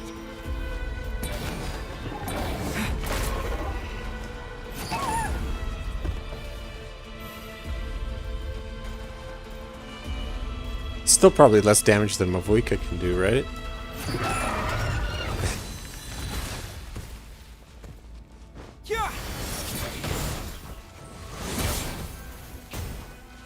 How does it feel to be among those with absolute power?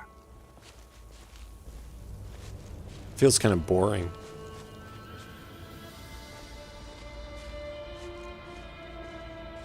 But can she do it in one shot? Conceive the extent to which your flesh hinders your mind and spirit.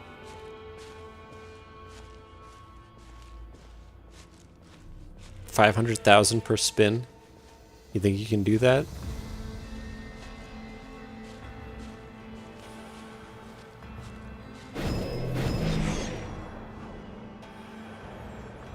Only by discarding our useless, primitive eyes can we perceive a new world. How narrow-minded we all were in the past. Why should the final answer of the world not be the power that predates those of life, death, time, and space? The power of the Triloon. Through it, I have glimpsed new experimental possibilities. Nature suppressed, authority exiled, souls controlled.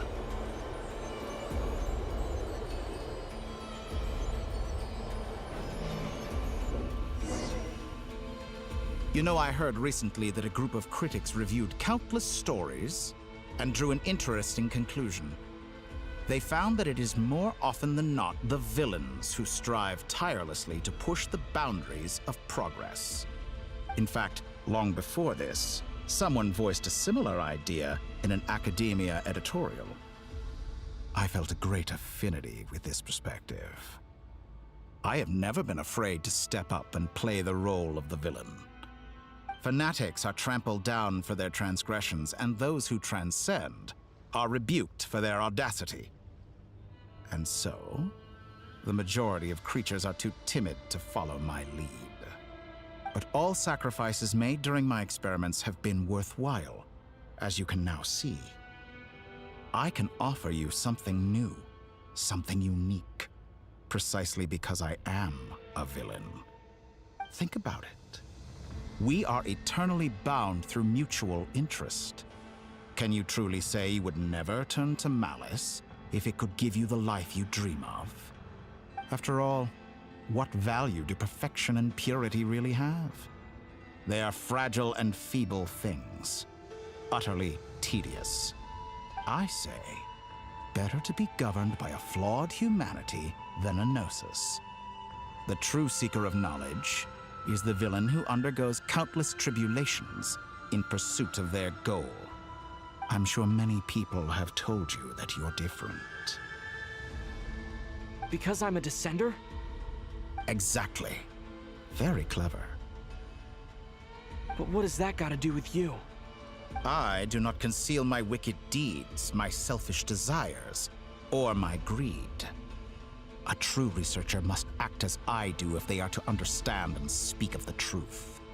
And yet, a knowledge seeker like myself will inevitably grow tired of studying Tevat beyond a point.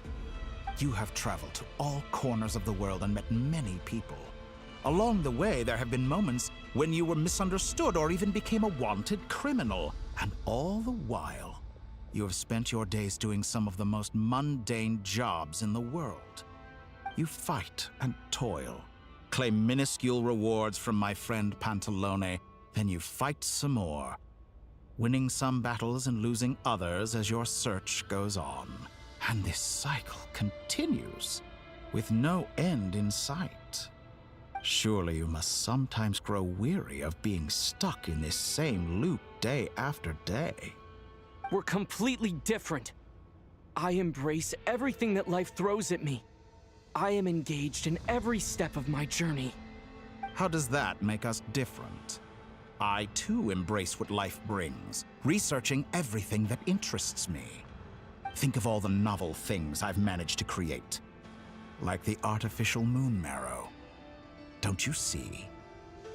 As unique a specimen as she was, even Columbina is not irreplaceable. Take that back! She's gone because of your actions! I didn't say that to anger you. Though admittedly, I don't see what there is to be angry about. Anything Columbina could do for you, I can do better. I think the doctor's hitting on me. I know what your ultimate goal is. You wish to walk the path your sister walked, and seek answers from her at the end of that journey, don't you? Someone like you could never understand what it feels like to care about another person the way I care about her. Perhaps not. But that doesn't mean I can't help. I could find your sister right now, bring her before you, and make her give you the answers you seek. Don't be so presumptuous.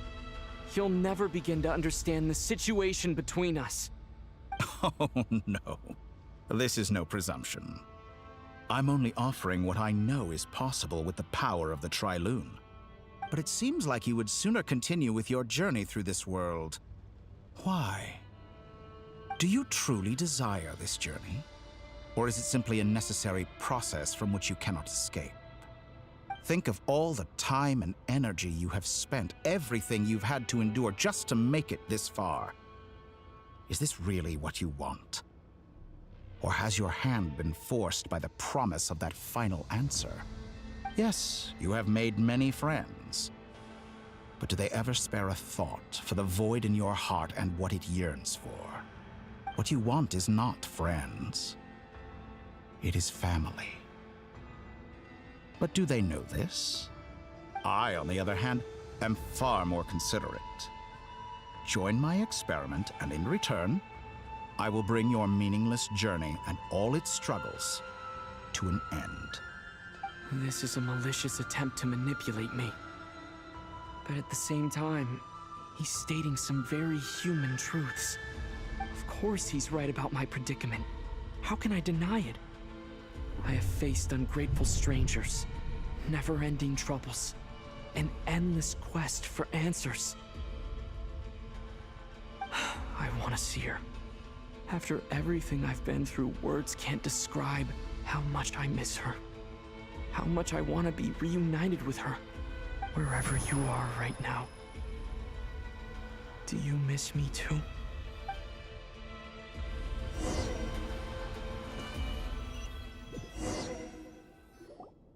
All right, everyone.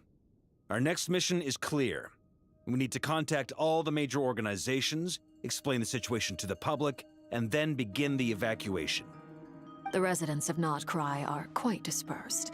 The two most populated areas are the Southern Isles and Pyramida. Miss Lauma, I will leave Hisi Island and Nasha Town in your hands. I will liaise with the Fatui and Pyramida. Agreed. We will reach out to Natlan and Snezhnaya. Anyone found north of the Experimental Design Bureau should follow the Fatui to Snezhnaya. As for those dwelling south of that line, I will ask the Voynich Guild to help persuade them to leave. Then I, Mr. Varka, and the Frostmoon Scions will escort them to Natlan. The Voynich Guild has dealings with the Curatorium of Secrets. I will send them a letter vouching for your credibility. Yehoda, you should help Lauma. This is too big of a task for one person. My wish has come true. You're willingly lending me your most capable employee for the day. Well, good for you if all this only takes a day. Of course, if it takes any longer, I'll be charging a fee. Boss, wait! Don't I get a say in this? Oh, I'm sorry. Something to add, Yehoda? Well, no one's more important to me than you, boss. And remember how Lauma healed your eyes after that big battle? I think that's worth at least 2 or 3 days' work for the Frostmoon Scions. Are you completely incapable of acting in your own self-interest? Or do you simply devalue your own labor? Are you sure you don't want to come with us? Who will see to our other work if we're all busy evacuating residents? Sandrone insists that Columbina is still alive, and we have a traveler to rescue. There's much to be done. But boss, I'm just worried that... Well, Nefer, I'll link up with you once my tasks are complete. What makes you think I'd need you to do that? I'll need it. And considering the way you approach certain matters, I think you'll be better off with me present. That's quite enough. Just focus on your work first. I bet we're in for an uphill battle here. But we can help out too. Inepa and I are gonna help Nashatown's residents carry their stuff. Loading schedule. Store essential local research data and technology samples, then escort the people to Natlan. Understood. I will execute this to the best of my abilities. Great stuff. Thank you, ladies. I've contacted the Lightkeepers. A colleague of mine will join us shortly. I will persuade them to conduct a thorough search of the region to ensure that no civilians get left behind. As for me, I guess I'll be making an early return to Sumeru. I think it's important that someone informs the Dendro Archon of what's going on in Notcry. Roger that. Someone should inform Mondstadt, too. Mr. Duran, can I trust you to handle that? I think you fly faster than any of us can run. As an added incentive, get there fast enough and I'll see about getting your gliding exam waived. Really? Ha! Mission accepted, sir. I intend to stay behind and help Miss Sandrone with her research. She has some alchemy-related questions that she'd like me to explore. She recognizes your expertise, then. I wish you a fruitful collaboration. Thank you. In truth, I was surprised to hear her express an interest in subject matter outside of machines. I believe she has been investigating some Fontanian technology recently. She made a point of bringing the relevant materials with her when she left the Experimental Design Bureau. She's sorting through everything in her room as we speak.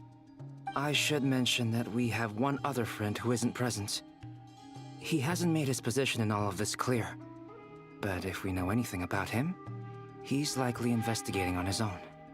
Paimon's been very quiet today. But I know how close she and the Traveler are with the Natlanese. She should come with us to the border. Okay. Paimon will do her best. Make sure to heed Sandrone's warning. Many of us have been cursed by Dottore. As such, under no circumstances should anyone cross national borders. Remain within Notcry. That aside, personally I have faith in Columbina. Things look grim, sure, but who knows how it'll play out. Same goes for rescuing the Traveler. Both of them are important allies and friends. We'll be counting on you to gather intel on them, Miss Nefer. Oh, wonderful. You're all here.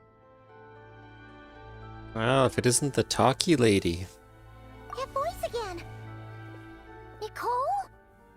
Whoa, that was loud. And it came out of nowhere. So mysterious. Sorry, this is the only way I can speak to you all right now. Please accept my apology. Anyway, time is short. I'll cut to the chase. We're still facing quite a catastrophe here at the world's borders. Alice has roped in every Hexen Circle member she can get a hold of. Except for me. She told me I had to come and help you all out as a matter of urgency. I quote, "You love talking, don't you? Well, now it's finally your time to shine. Take these. Make sure the whole party gets one each. You'll be in charge of making sure everyone stays connected." Huh? Is this a Dodo communication device? Scanning. Unknown device. Analyzing. Unknown device. Conclusion. Cute. Affirmative. It is cute and good. I believe that I quite like it. This is no ordinary Dodo communication device. It's my very own special modified version, specifically... sorry. I almost went off on another tangent there. Anyway, help yourselves.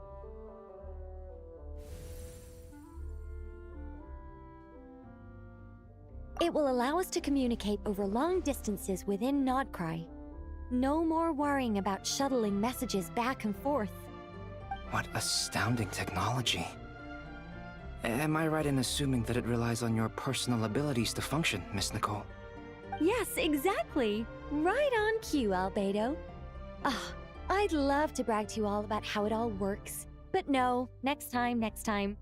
Anyway, I'll be right with you all, serving as a communication hub. That's all from me. Head off as soon as you're ready. I'll be staying here to keep watch, and I'll be sending you my blessings. Oh my god. It's like last time. Everybody's gonna have their story to tell.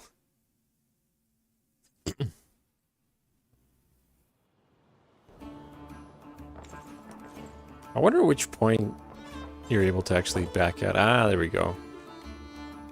So probably anytime it switches between the characters.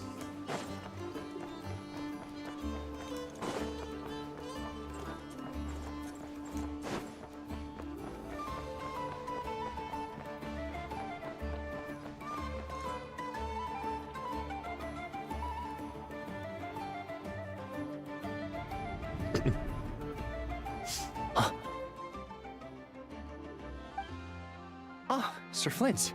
Perfect timing. I just arrived myself. You are most considerate, Master Ilua. But in fact, I know you have been sitting here for quite some time. If you saw me, why didn't you say something? I was curious to see how long you could sit still for. Also, shouldn't you have managed to sense me approaching? That would be a first. You always seem to appear out of thin air without making a peep. Also, how many times do I have to tell you not to address me as master? I don't qualify. I beg to differ. Why should a young man so well versed in social graces as yourself not be worthy of that title? Please, Lord Flint's... Sir Flint's. I'm begging you, don't flatter me into complacency like you do with everyone else. You understand me better than most. My newest acquaintances tell me I love complimenting others. What do you think? I think they don't understand why you do it. You just love puffing people up till they're a big, happy ball of hot air that floats away into the sky.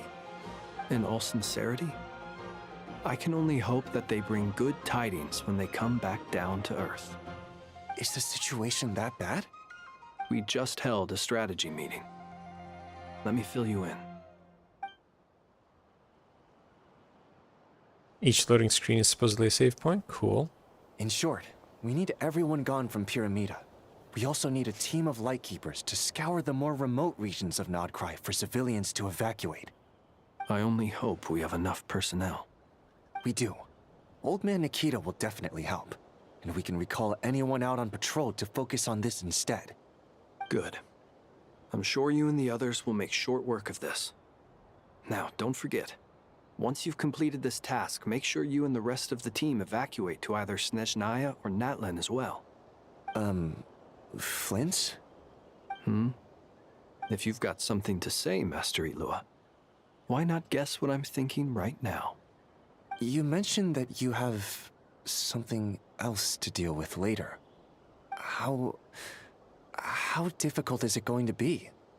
I doubt it will be easy. I know you're a Lightkeeper, and it's your duty to protect others in times of crisis. But I have a feeling that you'll be walking into grave danger. However bad things have gotten in the past, Nodcry has never faced a mass evacuation before. But from the sounds of it, you don't intend to come with us. I don't mean to pry, and it's probably none of my business. But whatever it is you're intending, you don't have to go through with it, you know. I've been afflicted with some sort of curse, and I'm told it may well trigger if I set foot outside of Nodcry. As such, I cannot leave. I have to act, if for no other reason than to fight this curse. What? No. Why? Why would anyone want to curse you? There are plenty of people out there willing to trample over others in pursuit of their own goals. Frankly, Sir Flint, I am furious. You're making light of what is an incredibly serious situation. Indeed I am. And? And what? I told you, I'm furious about this. Nothing I can do about it, I'm afraid. Things happen, and we just have to deal with them. If you find yourself feeling angry, perhaps start by drinking a big glass of water. Hey, you mean you're completely unmoved by my anger? I'm devastated. Then allow me to express my sincerest regret. Come by the lighthouse sometime. We'll catch ourselves a few fish, have a little barbecue, play some cards, and bask in the sun. Maybe I need to spell this out. Lean in a little, Flint. Oh my, this doesn't bode well. Word is that you were caught up in a real horror show recently. People were amazed that you returned safe and sound. They've been debating whether you're even human. I've returned safe and sound from plenty of crises. When you say people, do you mean other people, or do you just mean you? Fine. I'll be frank. You're not human, are you? Heavens. Now that's a horrifying thought. You know what? Forget it. We'll revisit this once it's all over. A sound plan. Albeit a little ominous sounding. Just promise me you'll come back in one piece, all right? For you, Master Ilua. How could I refuse? Also, please pass my regards on to our colleagues. Tell them, thank you all for your assistance. Please put safety first as you proceed with the operation.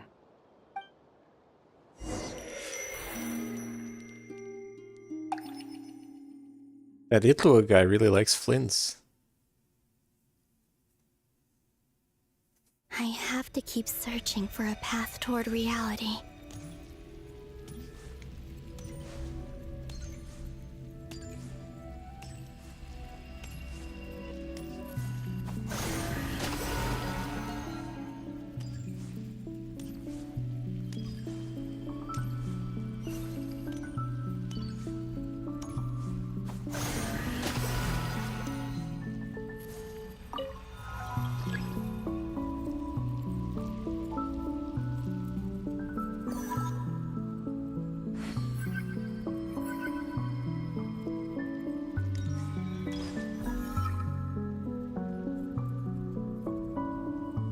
They say hold, but you have to let go every time.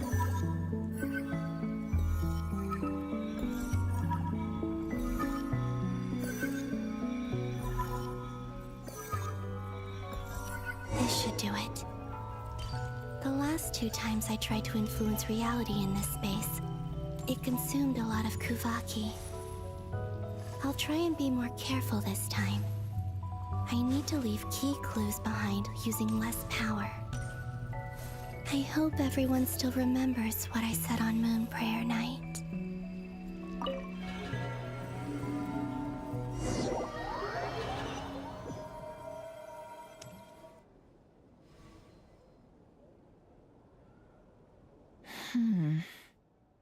Nothing here either.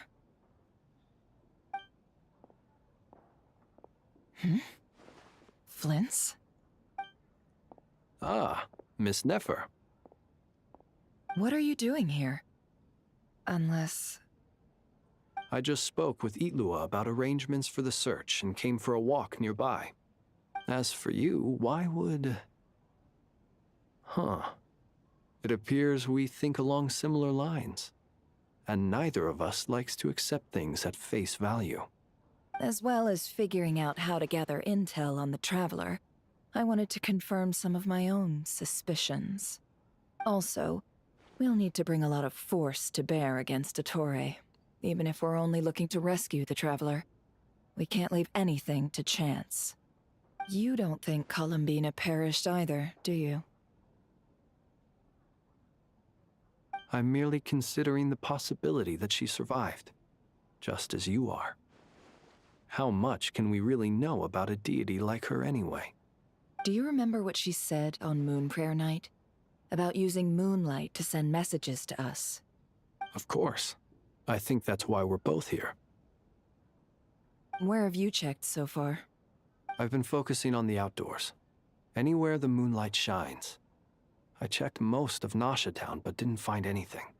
I checked the Curatorium of Secrets, and a few rooms where I thought I might find some leads. But no luck here either.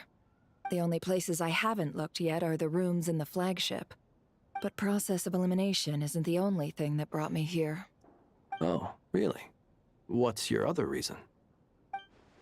After all that build-up, our mystery ally never showed up even once!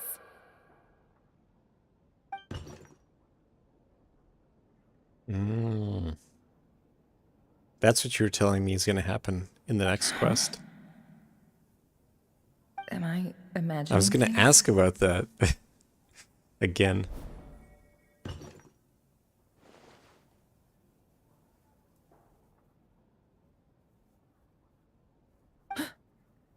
Come on, let's see what's going on.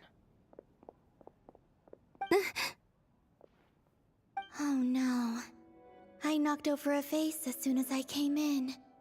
It must have been caused by a Kuvaki fluctuation when I entered the space. That's pretty cool. Although, it seems like I'm not about to be pulled away this time.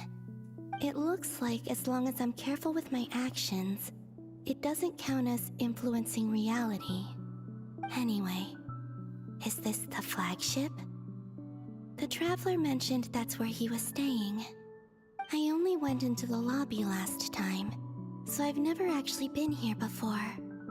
How does this space work? If nothing else, I can now be sure that it is not simply memory. He mentioned where his room was. I think it's this one.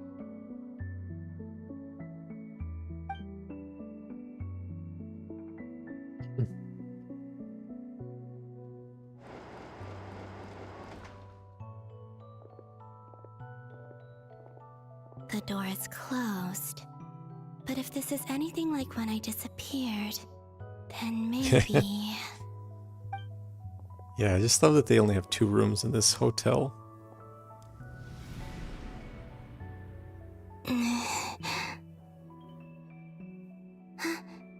I'm in.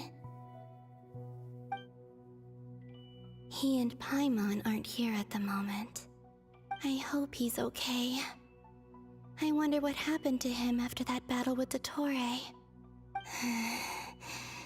Best not to dwell on that for now. I need to try and leave them some clues. Please, Traveler.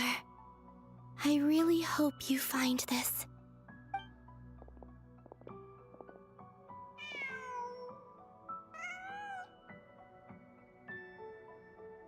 Huh. Just a cat. Nothing else here strikes me as noteworthy. Didn't you stay here for a couple of nights once? Before Rerir showed himself, yes. It's also where the Traveler and I first met. Did you notice anything unusual during your stay? I remember thinking how much noisier the flagship is at night compared to the graveyard.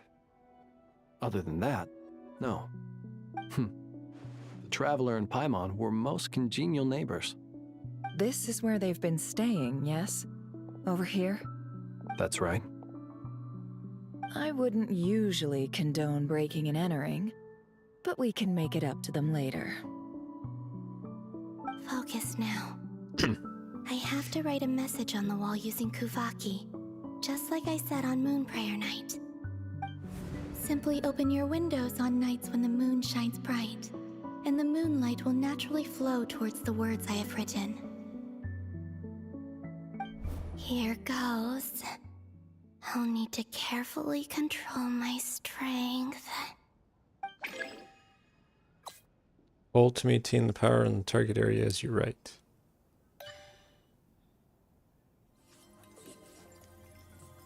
It's like fishing.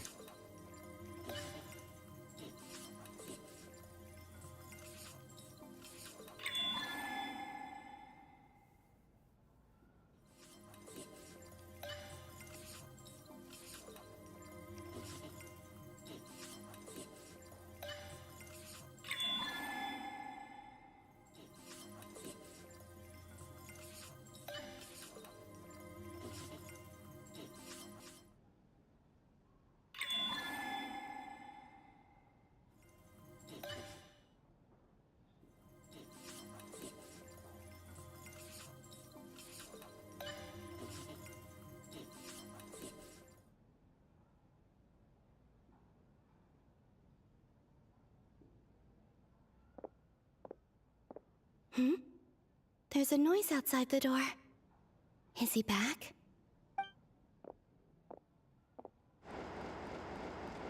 Please, you have to see these words.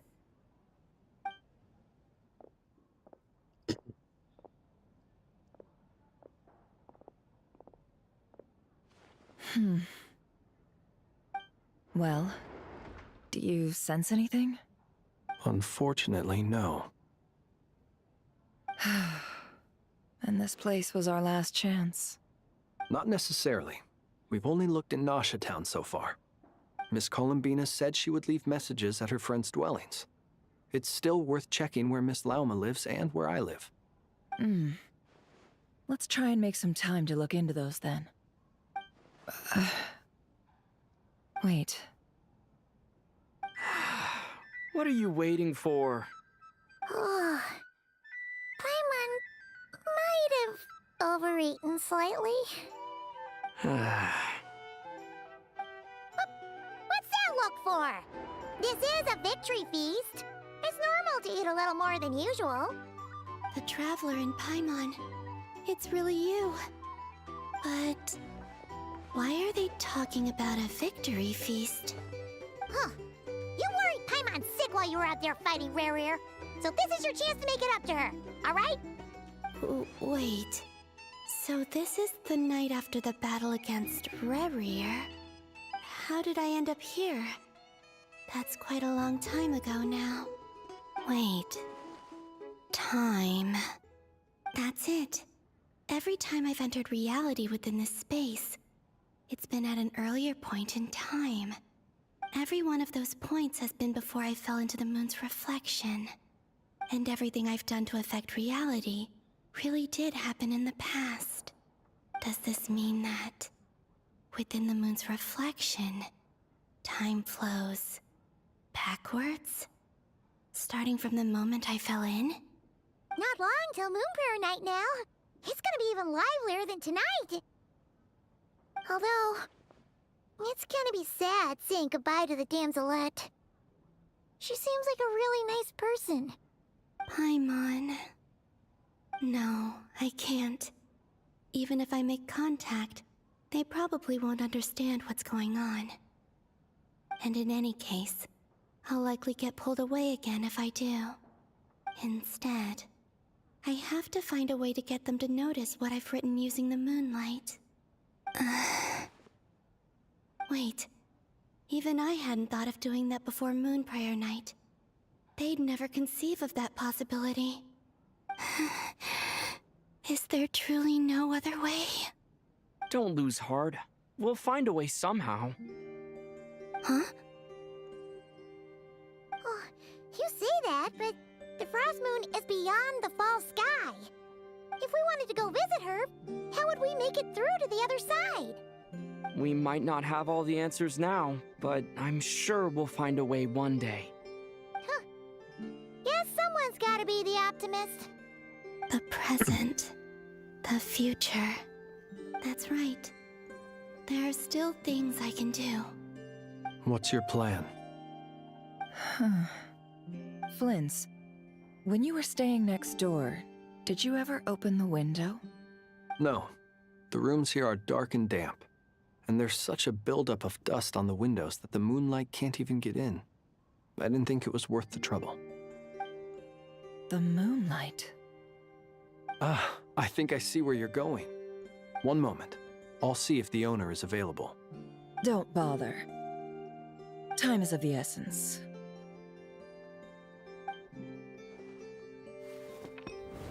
Time. Even if no one sees what I've written at this moment, maybe someone will remember what I said after Moon Prayer Night. I need to write down as much information as I can. And maybe one day...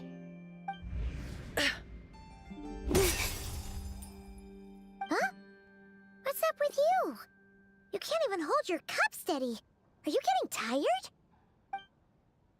A little. Well, you should probably hit the hay then.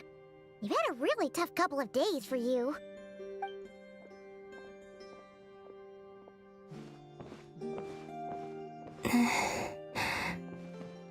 You truly have. You helped defeat Rerir, helped me reclaim my name, and you helped the others organize Moon Prayer Night. Wherever you are right now, I'm sure you're still fighting against the injustices of fate.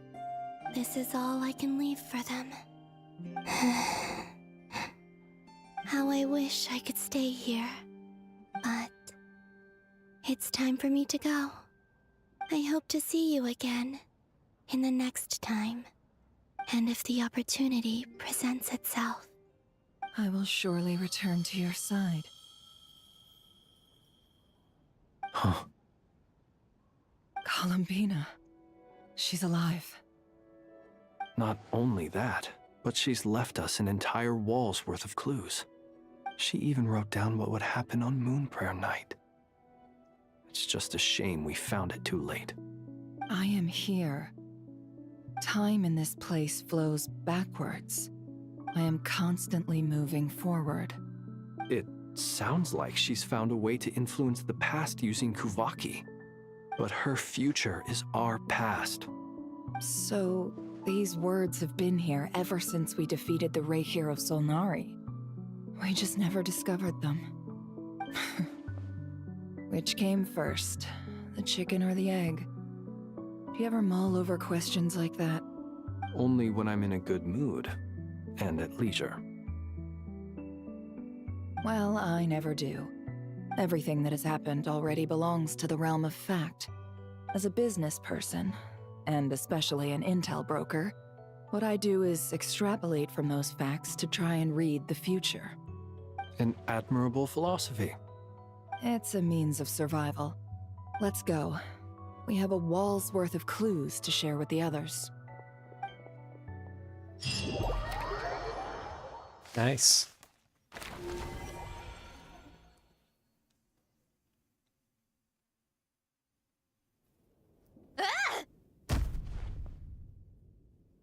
It appears that the doctor's energy signature has changed to something similar to Kuvaki, but not like the Kuvaki we're used to. Nodcry's Kuvaki devices will only have a limited effect on it. I can see why you've chosen to place your hopes in alchemy instead. Also, I must say these books are rather profound. My subordinates just shipped them in from Fontaine. Some of them are from the Narcissenkreuz Ordo. Some are incident reports from Petrichor, and then there's a few test reports for these junk machines. Petrichor. Damn. Additionally, after some further scanning, I've discovered something extremely annoying. What's that? Teyvat's skies contain multiple moons. A long time ago, when I did my first scan, I detected 3, just as the legends say. But when I checked again just now, I detected 4 moons. So there's one extra? Yeah. Originally, I thought that if I could still find 3 moons, that would at least mean Columbina's still alive. But then it occurred to me that apart from the frost moon, Teyvat's moons are just husks. And husks surely shouldn't show up in the scan, since they're not alive. It's weird, isn't it? If we can't even distinguish between a dead and a living moon, how are we supposed to know whether a moon goddess is still alive? Or does this mean that the moon marrows are equivalent to the moons themselves? It's certainly possible. In which case, the fourth moon you detected may be Dottore artificial creation. So he wasn't bluffing. He really built his own moon marrow. Ugh! I'm so mad right now! It's easy to get overwhelmed when you have too much on your plate. Maybe you need to relax. Perhaps try going for a walk. Or simply take a few deep breaths. Nothing can calm me down at a time like this. I need more time, and I need progress.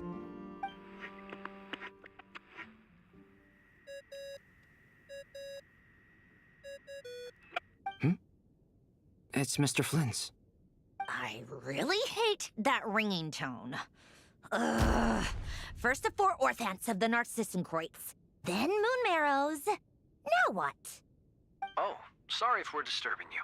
Might I ask what's troubling you? What do you want? We're busy. Are you still at the Curatorium of Secrets? Yeah. Look, everyone else is still out, so there's no hurry. Plus, I'm busy, so I would appreciate if you gave me some space. Even though we have crucial intel to share? Fine, I'm listening. Do you intend to share it via the Dodo communication device? Ordinarily, I would, but this is a unique situation. I think it's best that we discuss it in person. See you at the Curatorium.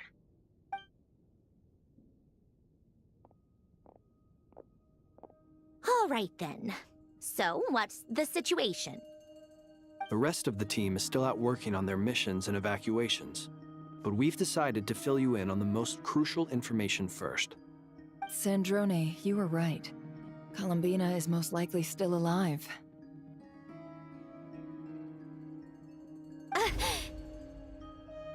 That's the best news we've received in a while, by a long way.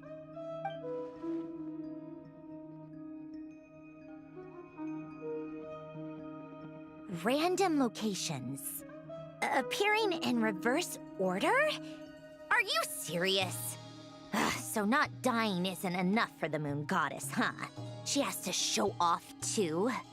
Anyway, does this mean we can deduce her condition from the moon marrows?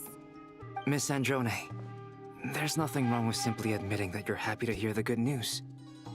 I'm not. And she's the least of our problems. We're facing a huge crisis. If she can't control the flow of time in there, she's just gonna keep moving backwards. Different points in time won't intersect, and she'll never find a way out.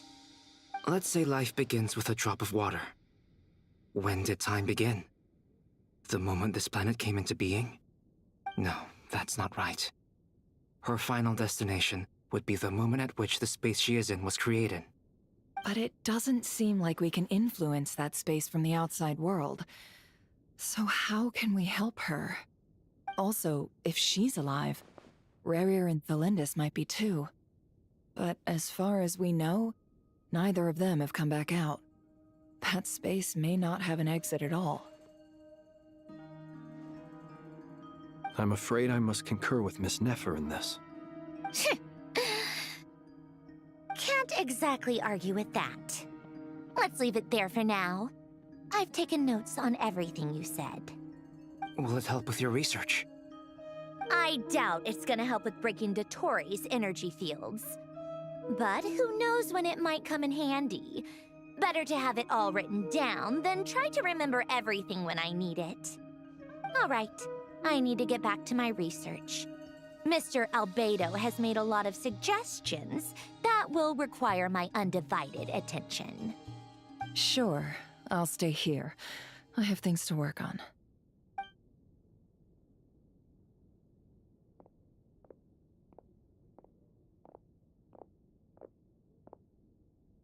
Paimon, are you there? Oh, right. She went with Varka to Natlan, didn't she? Good thing we've moved her and the Traveler's luggage in here. Speaking of the Traveler, where could they be? There's a note from Paimon. at the moment, but if anyone needs to borrow her stuff or the travelers, go ahead and help yourself. Paimon won't be mad. Also, traveler, if you get back before Paimon, make sure to get some rest. Paimon misses you a lot, but put your health first, alright? How sweet. Well, since you offered, Paimon, don't mind if I do. This is the Traveler and Paimon's luggage. All the items they use day to day are here. It's well organized. I wonder which of them is responsible for that. What do we have here? Among the daily necessities, there's a photo. The camera captured a special moment that can only occur between people who are close to one another. You can really sense how the photographer feels about their subject. I wonder why this picture was placed outside. Is it because Paimon recently looked at it?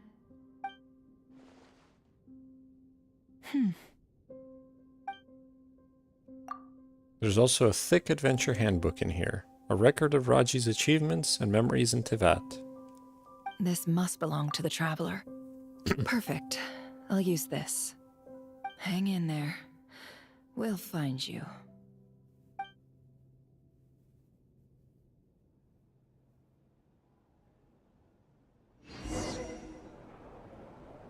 Oh, cool. Polonia. Search keyword world formula and bring me all relevant books. Playing as the big boy.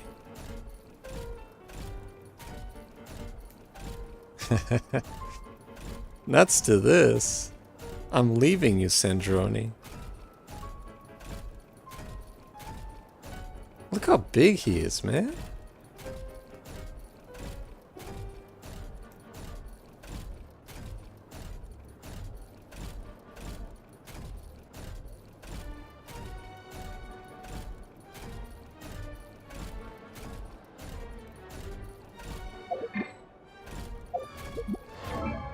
Ah, that's too bad.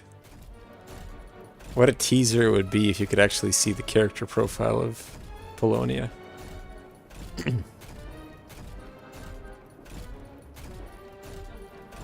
Can't even go up the stairs.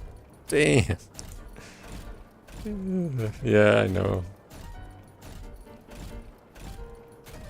I'm hoping they explain why Sandrone's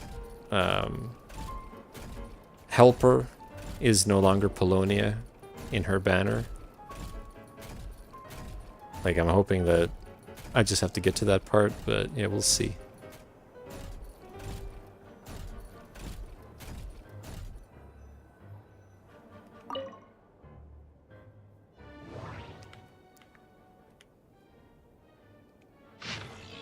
Oh my god.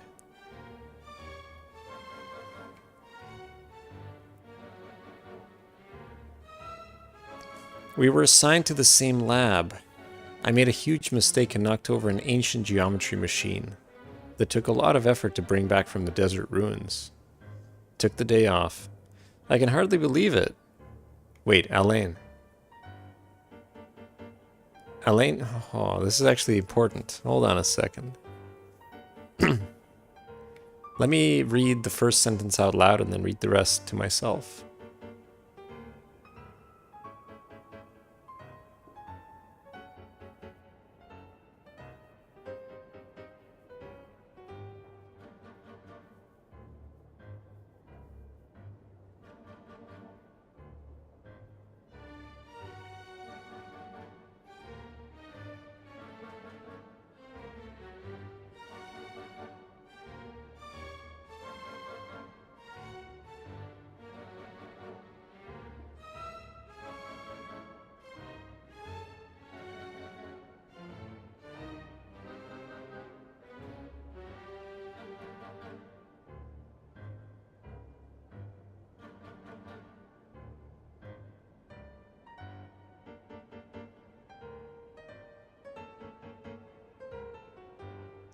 The additional machines got here.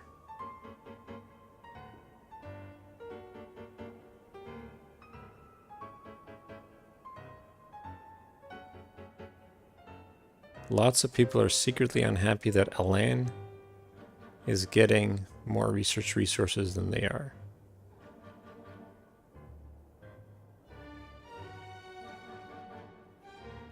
Join the lab as new partners.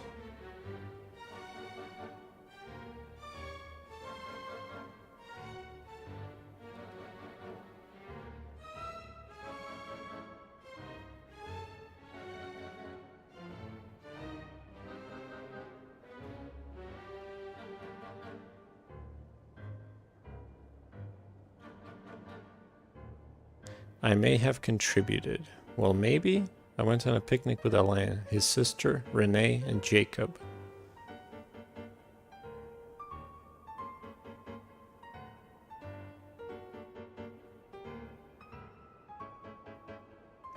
There's Petrichor again. Petrichor is not exactly the most exciting place, but the scenery is quite lovely since you can see the great waterfall.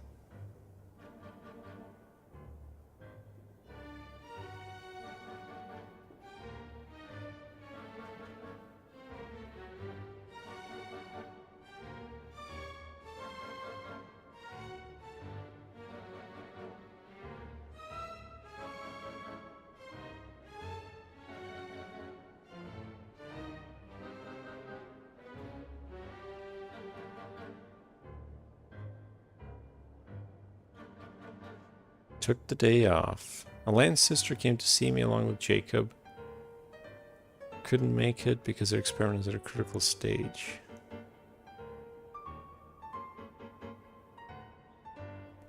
I heard that Alain and the Institute's director came to see me separately while I was unconscious.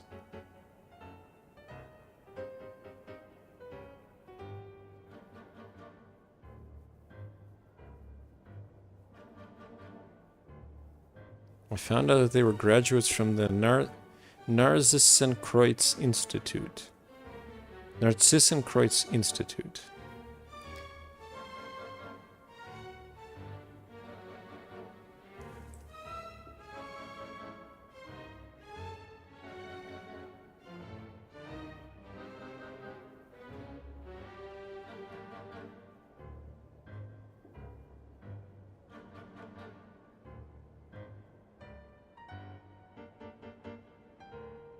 They did it. The light bulb came on.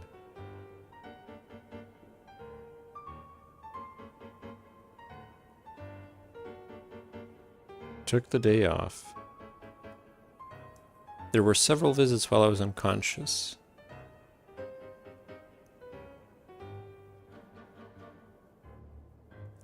Anne brought flowers for me, but they had already wilted by the time I woke up. Took the day off. I was able to get out of bed today. This is where I first met Alain.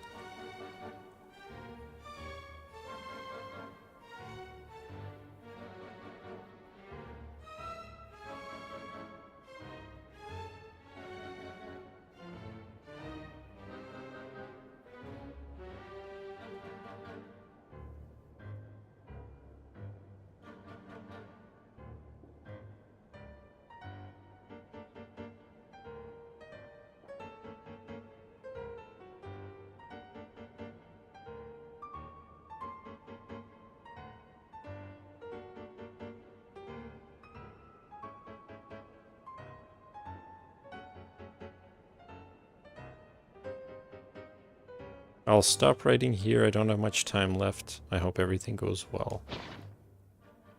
Keyword not located. Alright, this one's much shorter. What was this one called? Oh no! Ah. You wouldn't even that. God damn it. Whatever. I guess I'll have to scroll back after and read what I missed. Ancient log Carter Sherbius. Alright, let's see. Okay, so the short ones are the short thing was the one that had everything. Ancient log, Alain Guillotine. Guillotin. My assigned assistant doesn't seem very reliable. No progress worth reporting today. The assistant doesn't seem reliable. Research prime energy machines. Assistant took the day off. Research prime energy machines. Assistant took the day off. Research prime energy machines. My assistant still isn't back. I'll go to pay a visit.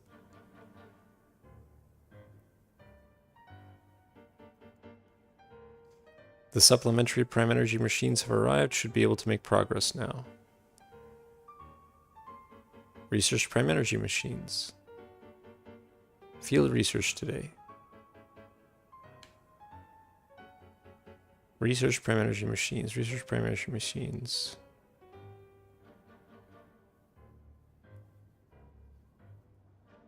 Uh-huh.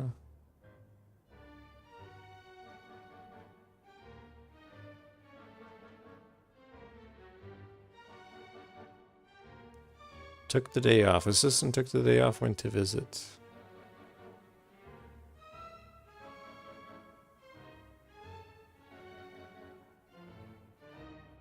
A breakthrough. Patent application process is too annoying. Forget it.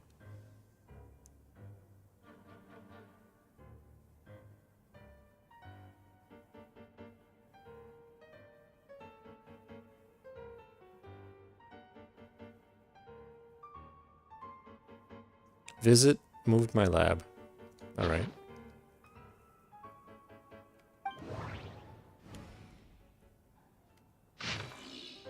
Ancient notes. Though it's a shame, we'll have to miss it.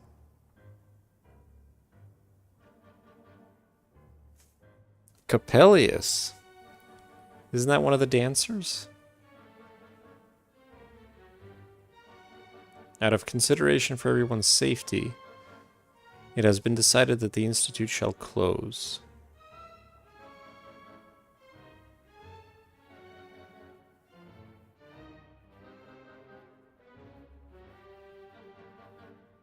I fear that it shan't be long before we must depart.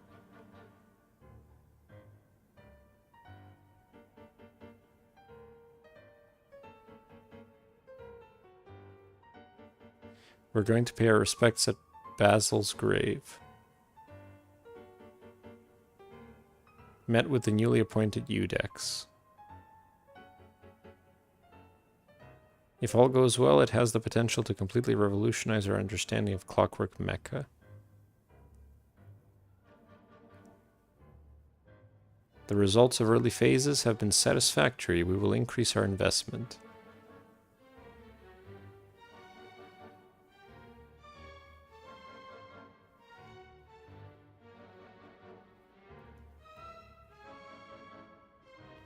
After some consideration, I've decided to enroll them and temporarily assign them to the same lab.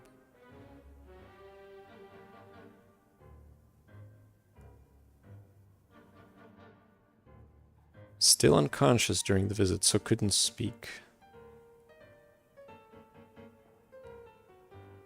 Although the proposed research plan is expected to face challenges in obtaining recognition, I believe it holds significant practical value, so it justifies approval.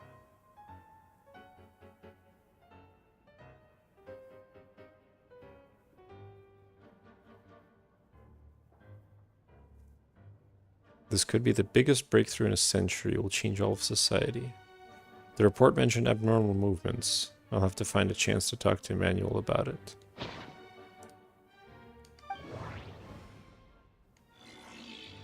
Irrelevant engineering blueprint. Keyword not located. Well, damn. Why are there arrows pointing to the right? Oh well. Do I pick up the document?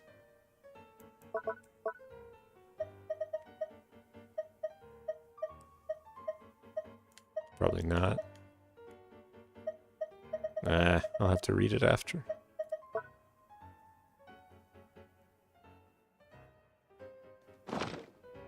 Let me make a note of it so I remember to read it. It's probably gibberish, but I don't really want to miss it.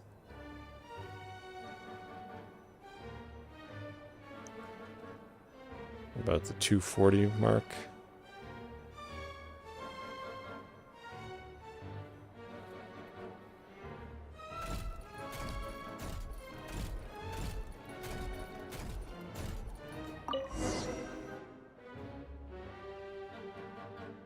Let's see.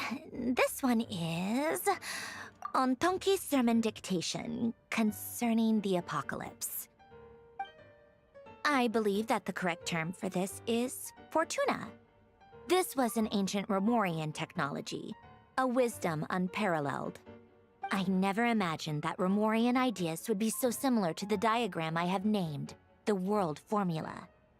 This is strong evidence that human civilization should gradually shed possibilities as it continues to explore and evolve.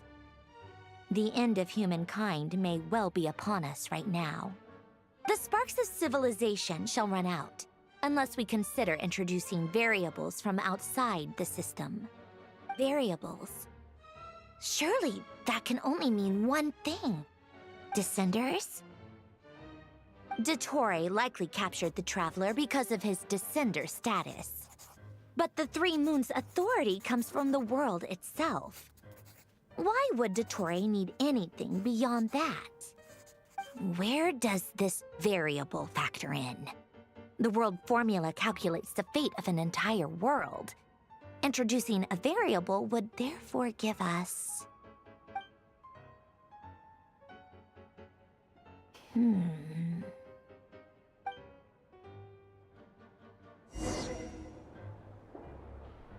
Polonia, search keyword pathway and bring me all relevant books.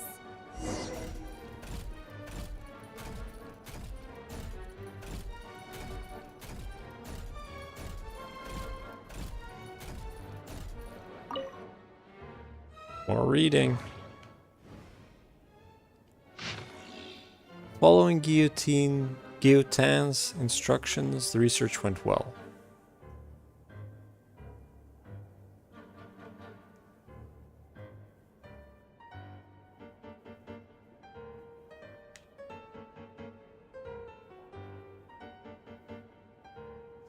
The thought of using this sort of unstable energy source is impressive.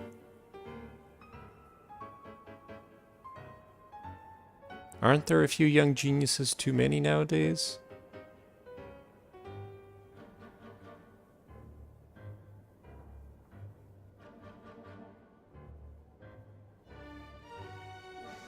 It received a very high rating.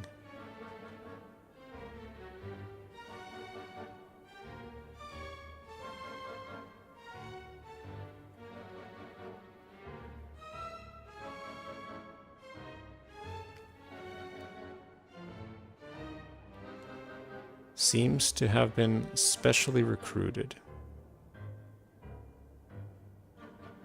At this stage, we have to pull out.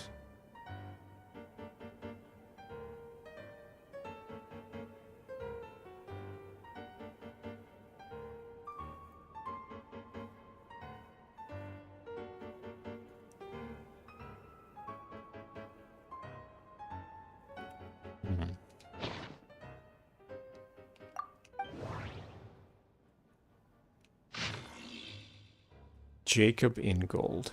Anyway, when it comes down to it, our research directions are different, so I applied for a new research lab with the director.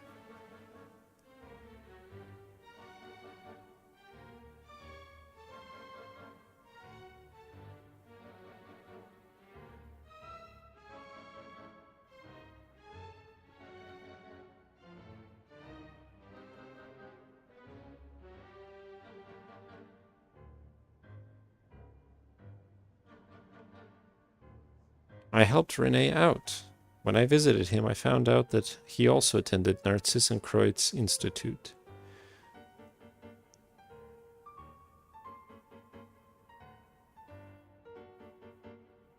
After discussing with René, he finally agreed to give it a try.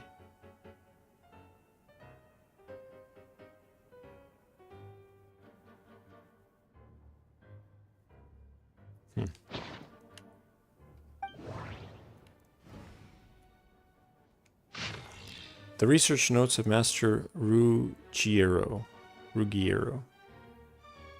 About the Golden Troop, comparative studies have been conducted on the surviving ruins of the ancient orders from across the land.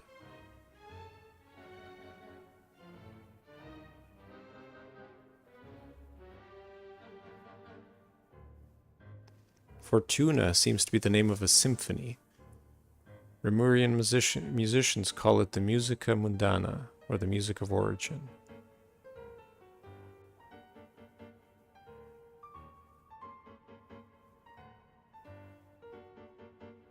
Their philosophical system is complex and enigmatic, bearing almost no relation to modern Fontaine's natural philosophy.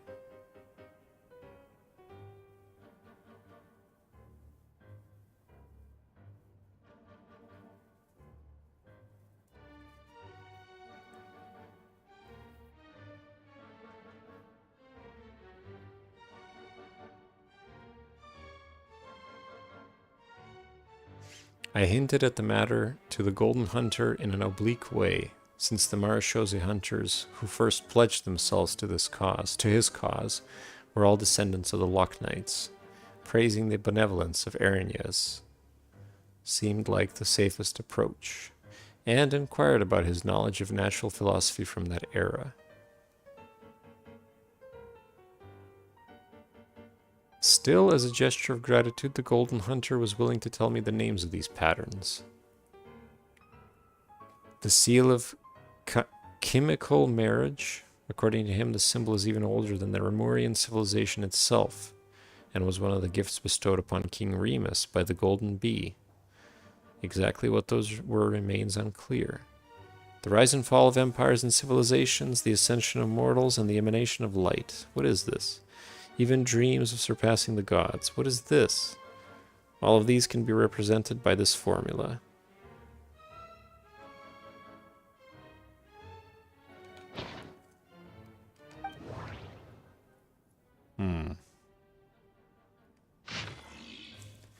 It seems the ordinary Dari machines can no longer satisfy him.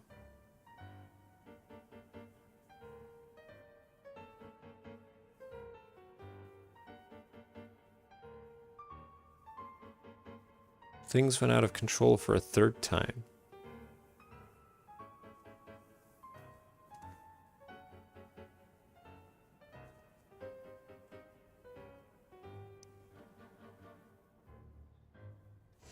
It seems that his experiments into machines were intended to create a mechanical dog as proof of his accomplishments in kinematics and material science.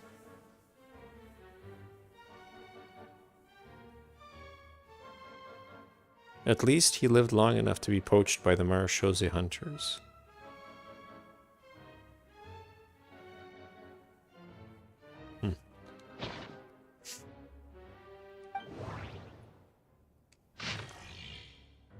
Automneki, sermon, dictation, explications on the chemical marriage. Fundamentally, what the ancient orders designated as marriage was, in essence, an interpenetration of ontologically distinct orthents. As you can see, it is a magic set in motion by the three particles above the kingdom. Yet its metaphysical origin lies in the emanations of the four particles beneath the firmament. The alchemists of Kyanria are prone to disregard metaphysical sentiment and effect, pursuing instead the gold of the ignorant within the material world. It is for this reason that their crude inquiry cannot be compared to the great undertaking we are to achieve today, one that is founded upon ancient Rimurian style theory. 3 pertains to appearance, while 4 pertains to the intrinsic. 7 obtained through their overlap constitute the number of paths for vertical transcendence. We designate this process of overlap as marriage, for the union of the two through a mediating medium is akin to the matrimonial covenant of those bound in mutual love. Observe and compute the pathway displayed in the guidance diagram. Deconstructing the reverse and reversing its effects could generate potential ideas. Nevertheless, there is one thing everyone must keep in mind. Solve the first half of the equation. Leave the second unattacked. but you have all in the clear light, and some, though not all, in the dark. This is not because they possess any sanctity that renders them untouchable, but because they offer no benefit whatsoever to the world formula. Only mediocre minds, foolish beyond a certain measure, would actively seek to trespass upon such prohibitions, because in the eyes of the ignorant, taboo and precious are semantically identical. They fail to recognize that in most cases taboo, like convention, lacks merit for deeper inquiry. Take heed. What we speak of is the act of overlaying your dream upon the dream of gods, of overlaying your law, your will, and the starry sky upon ineffable sacrifices and despair. We do not speak of following emanations to achieve ascension to the ranks of gods. This is a base dream, doomed to perish within an eggshell. What I aim to teach you all is the principle of transcendence, the infinite expanse, and the innumerable stars within it. You too must act in this manner, unbound by any constraint. To choose division for the sake of convergence is the necessary path of marriage. At its core, magic is the science and art of effecting change according to the consciousness. Marriage is the instrument through which the art is realized. It is neither the subject that creates art, nor the object that art is created upon. The subject is always and can only ever be consciousness itself. One who is free from the weakness of consciousness bows neither to the gods nor death. Just gibberish.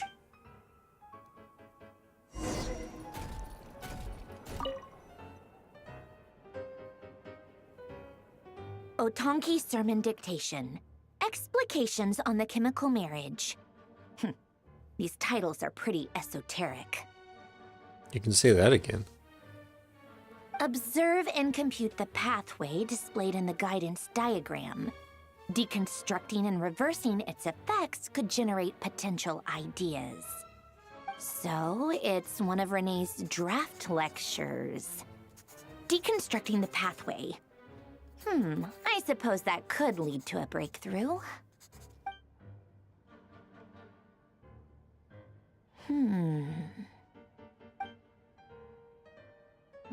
This is so long. This guy sure loves showing off his knowledge.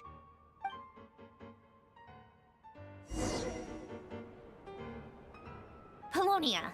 Search keyword tree model and bring me all relevant books. Oh my god. There's another table.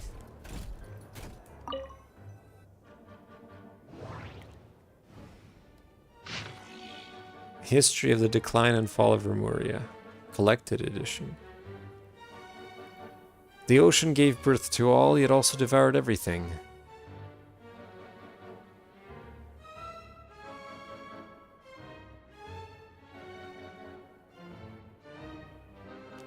This heaven-blessed reign lasted countless generations until people grew tired of their inscrutable eternity.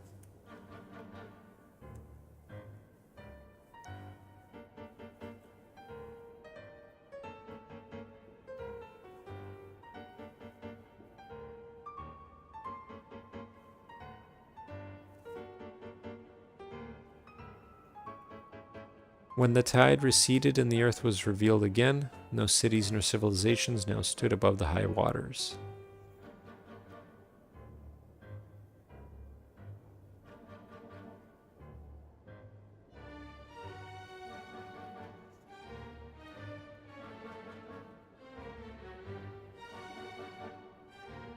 Civilization and order were finally restored to the land named Fontaine, the day the great King Remus descended upon Merope in his golden fortuna.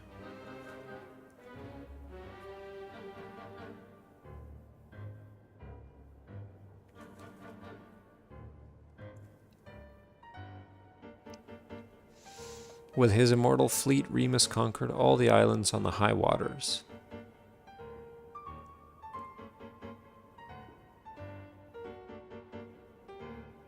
The God King and his people indulged in the sweet dreams of carefree lives and fantasies of never-ending progress.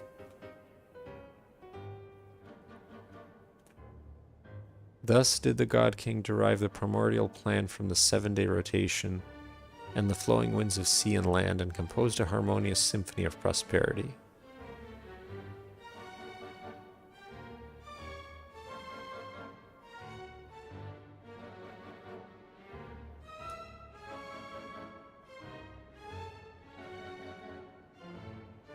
Oh my god, there's more.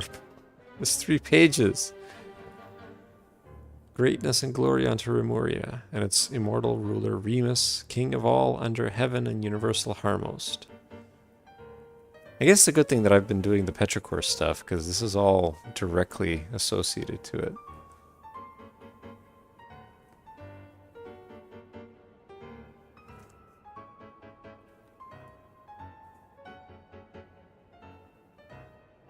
As you sailed past the ocean pillars along the royal fairway to the giant port playing host to Fortuna, the imperial ship, you would have first seen a lofty tower.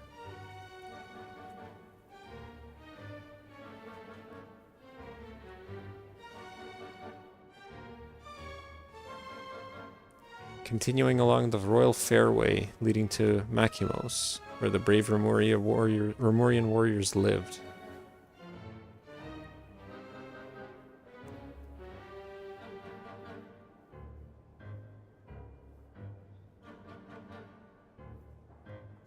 Traveling through Makimos, you would arrive at Capitolium, the center of Remuria, overflowing with delightful aromas and beautiful melodies.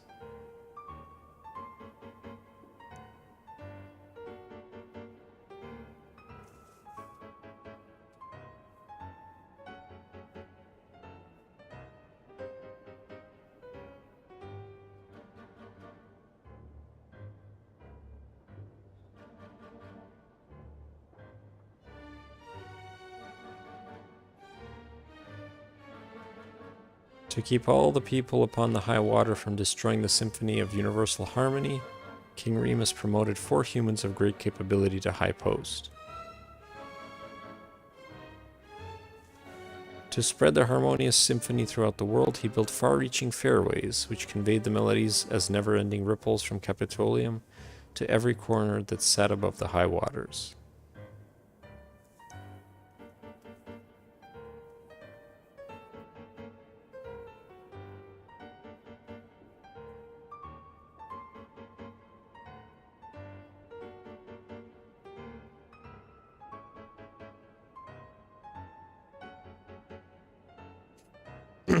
Such is fate's cunning that it uses the very powers that rebel against it to its own ends.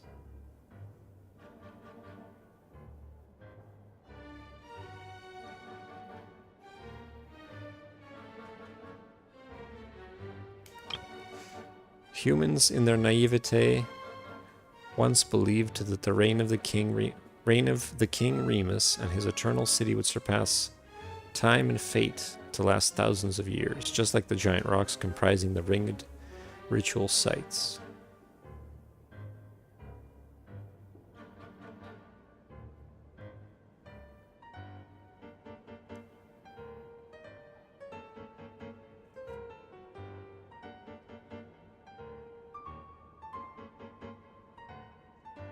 That was the moment when the absurdity of their eternity finally dawned on them. Glory to our noble navigator, the ruler of rivers and seas and the queen of all waters.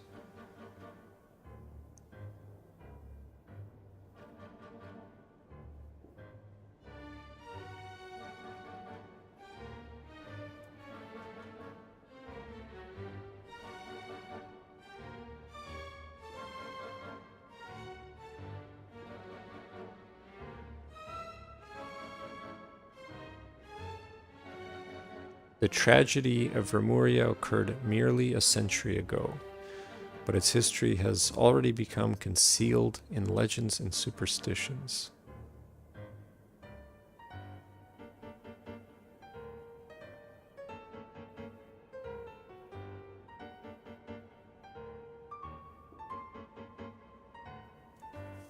In certain folklore that exists today, even the greatest of ancient scholars have been painted as soul-stealing magisters, who entrapped mortal spirits within specially made magical golems, binding them into service.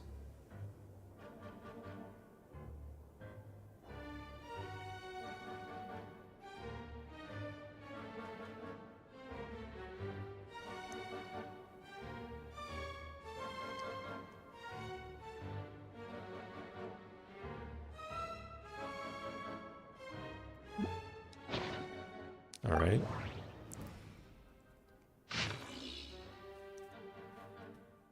The Biography of Guillotin, Deluxe Edition. No one could know the root cause of every incident in the world. Humans are neither wise enough to predict the future nor able to stop unfortunate accidents from occurring. It's a shame. There's nothing more to say. After retiring from the Fontaine Research Institute, Guillotin declined all invitations from the Palais Marmonia and civic organizations from the Court of Fontaine.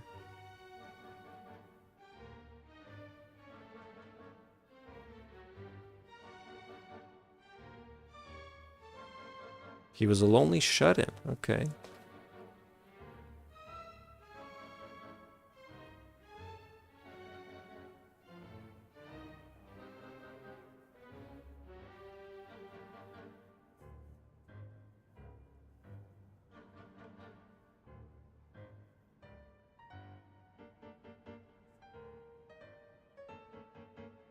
Rogier Coates. Wow.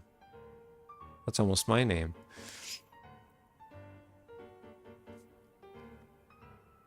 He never employed any servants to tend to his daily needs.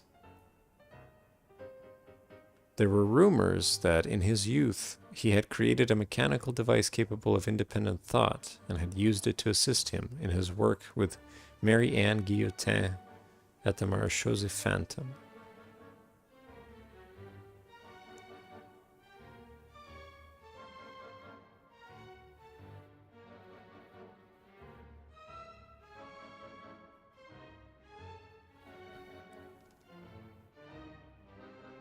The real question isn't whether machines can think, but whether humans can. We have every reason to believe that whatever contraptions Guillotin crafted in his workshop in his later years were deliberately destroyed long ago.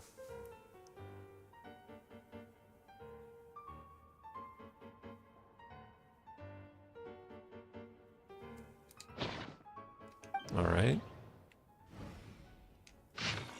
Time Trekker Collected Edition. This is a story from many years ago.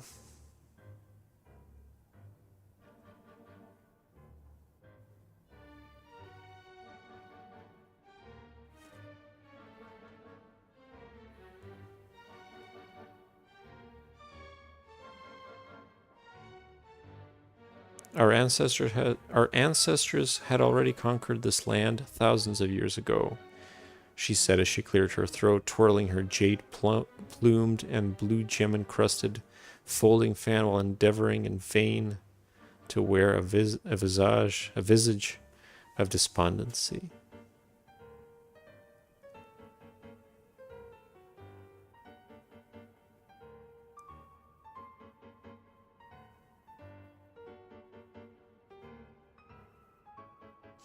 Indeed, it is just as you say. Humans, what a mighty and energetic species with such great wisdom.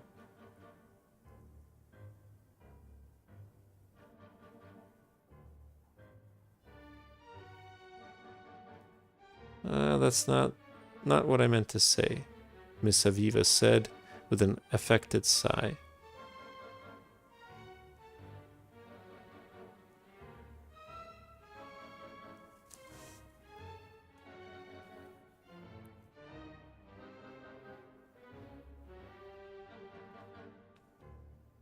Here, her pretentious invocation of the legendary king Argadai's words seemed an attempt to prove how truly this state of affairs hurt her.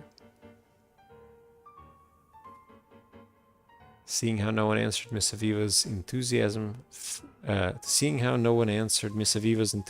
faded, and she proceeded to switch the topic to next week's ball.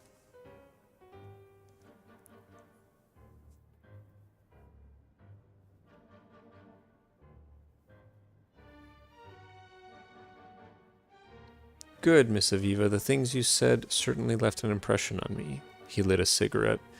However, you need not worry. There is still one space that has yet to be subdued by humanity. Indeed, if the required techniques do not emerge, I fear it shall never be. Where is that? Ratar asked. A solemn look on his face. He had been so very confident about his monkey story after all. Time. The room fell silent momentarily before all present broke out into laughter.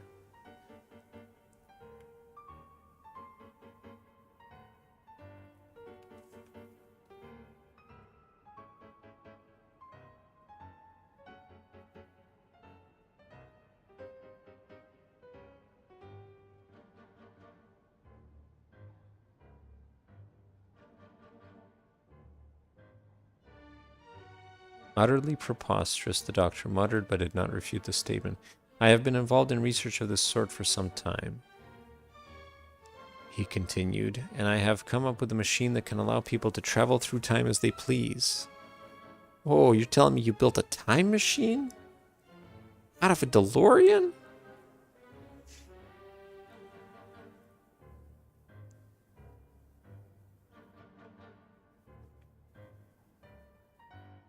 Miss Aviva did not speak. In fact, from her expression, our noble friend did not understand Mr. Sirik's words at all.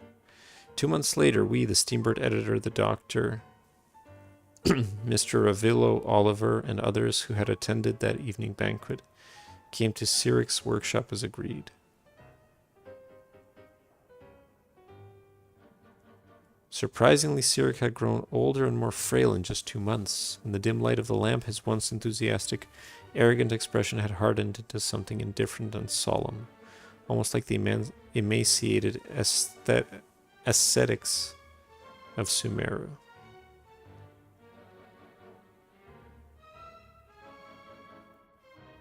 Sirik did not reply.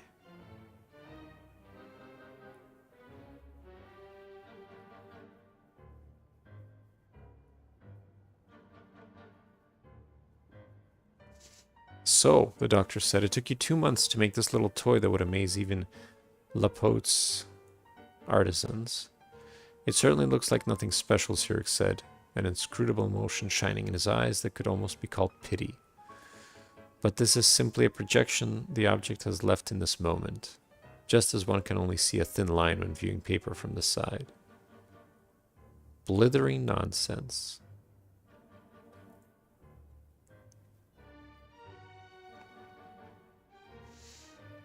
For all of you, it was 2 months ago when I first told you of the idea of a time machine. Similarly, it must have been a week ago when I finished constructing said device and stepped into it, initiating the very first instance of time travel in human history. The strange sensations that came over me as I traveled through time are beyond words, just as there are no words with which one can impress the star's brightness upon a blind person.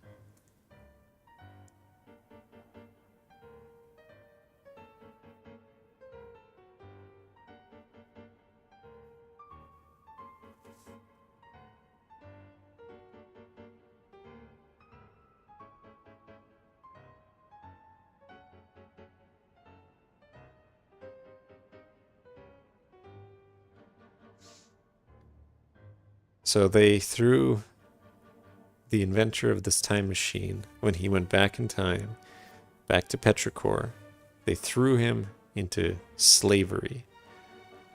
Unbelievable.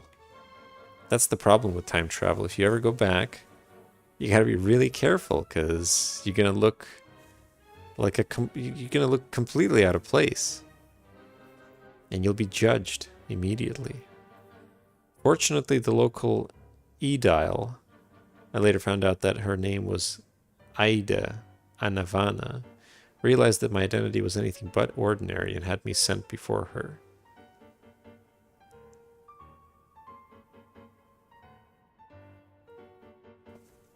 Asking him questions, okay.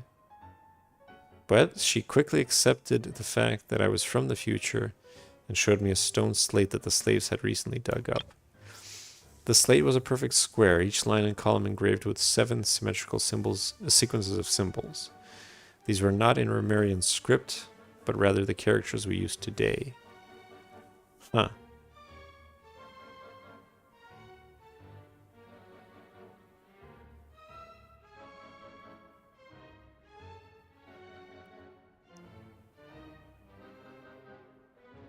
I spent half a year trying to solve this riddle alongside Aida, and it turned out the key to deciphering it lay with the name of a slave now 30 years dead.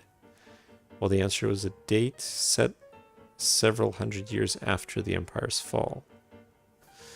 I bade Aida farewell and stepped back into the time machine, forwarding myself to that date in hopes of finding the secret behind that stone slate. There I met several Marechaussee hunters, and they showed me another stone slate, which again held 49 mirrored characters on it that formed another riddle. Again, the answer was a date, one set in a future still further off. Following these stone slates' directions, I crisscrossed the fabric of past and future, shuttling back and forth 13 times. Each stone slate's riddle was trickier than the last.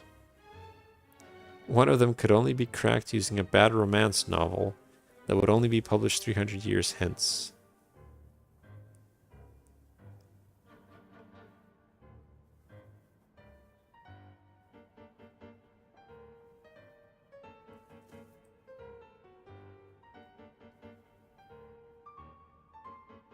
The final stone slate came from the underground storeroom of the Basil Elton Memorial Museum, and had not but one number on it, 0. I do not know what I was thinking at the moment.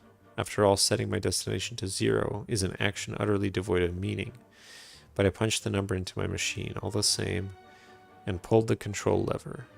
After who knows how long, the machine stopped. I sensed that I was floating atop a sea with no waves or tides, for even the wind did not exist at that moment. The sky that loomed overhead was not blue, but a dark red adorned with countless stars, pale and distant, like salt frost lining the shore. I stared at this very first of oceans, transfixed, and several minutes passed before I realized there was something shadowy hidden beneath the placid surface. It was the Paimonday, which should not be there. At that moment I could hear someone call me by my name. Nevin Sirik, that voice called. I turned, and it was like looking into a mirror, a man identical to myself looking me dead in the eye, just as I did it to him. Nevin Sirik, he continued, you wish to conquer time. No one can do that. It was you who left those riddles behind. It was you who left those riddles behind, he repeated my question as if it was an answer. Those riddles are part of time, and every matching symbol is time itself. So the final answer to the riddle of time is 0. 0 is not an answer. Indeed, it is another mystery, for the answer cannot be found in the riddle, he said. The answer to time's riddle is a mirror, or perhaps I should say, this is the answer that is simplest to comprehend. When two mirrors face each other, time is the infinite reflection of light therein. Countless diverging, converging, and parallel lights form the illusion we call time. There is no past or future, for the past is the future. As you stand here at moment 0 and look forward along the gap between the two mirrors, all beams of light fall along the same plane, and not one may escape. The Palais Maronia had already sunk long before it was ever built, and the sunken palais will be raised anew.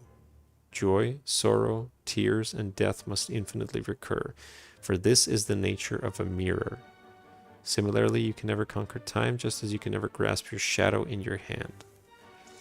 Perhaps it was horror or a momentary frenzy, but when he finished, I whipped out the firearm I kept for self-defense, leveled it at his head, and pulled the trigger. The room was silent. I do not expect you to believe me, Sirik said as he stood up, his eyes sweeping the room. Just take it as a bunch of bunk that I made up to cover up for my inability to make a time machine. Make of it some lame tale, a dream born purely of delusion. In any case, ladies and gentlemen, I shall take my leave of you. My future self awaits a riddle that I must set him. I never saw Sirik Nevin again. Huh. You know, this is probably something that people skip just like that, but this was a pretty interesting thing.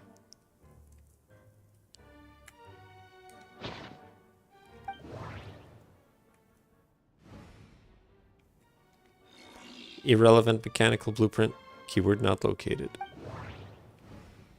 Alright. Wait, so we did this one, we did that. Last one. Great Detective Herlock, the Alchemist, and the Clockwork Saint. So, the story ends like this. Herlock sat down and lit his pipe, but the rest of us, whether it was Agent Gina, Miss Jacoba, or the Commissioner, Miss Chie, looked at one another in confusion. You must still remember that the locations of the 4 previous cases were equidistant.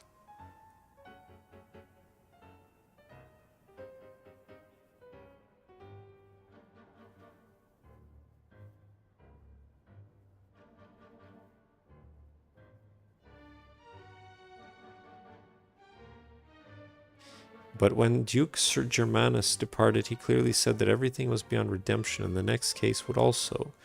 Agent Gina protested somewhat reluctantly. He's only a genius when it comes to mechanics, and everything else he's just an ordinary person. Ah, I get it, Miss Jacoba shouted suddenly.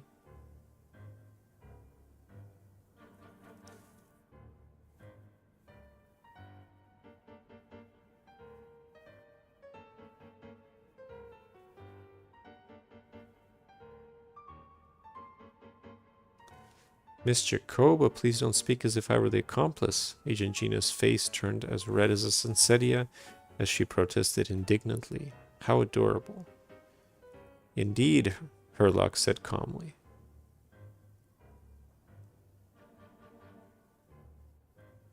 Most of the experimental devices proposed by the Lilia Cruces Ordo are built based on simple, basic tree model logic structures. They do not recognize their own masters, following only the commands they were initially given, so they end up killing said masters.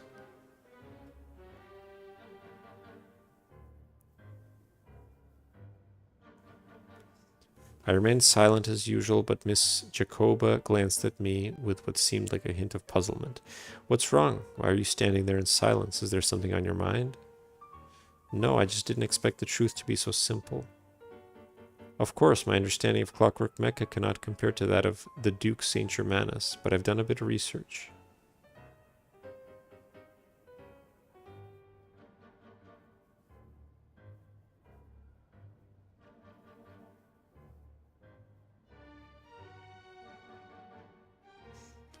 This is why you don't understand deduction. Agent Gina seemed to have regained her confidence, not to mention her mild sense of superiority over me.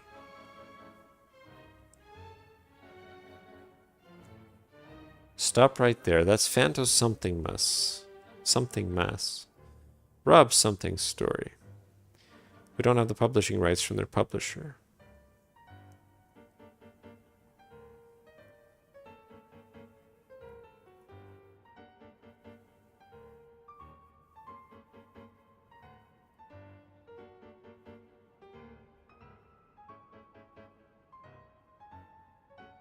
Clocks tick through tranquil years, fish swim in crystalline springs. No matter how grand a dream is, it will fade away like this, forlorn, wordless, silent. And after that... Alright. Back we go. This better be the last one.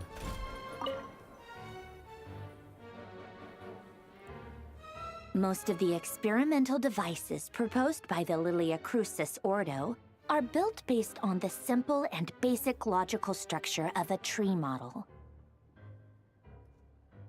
Lilia Crucis.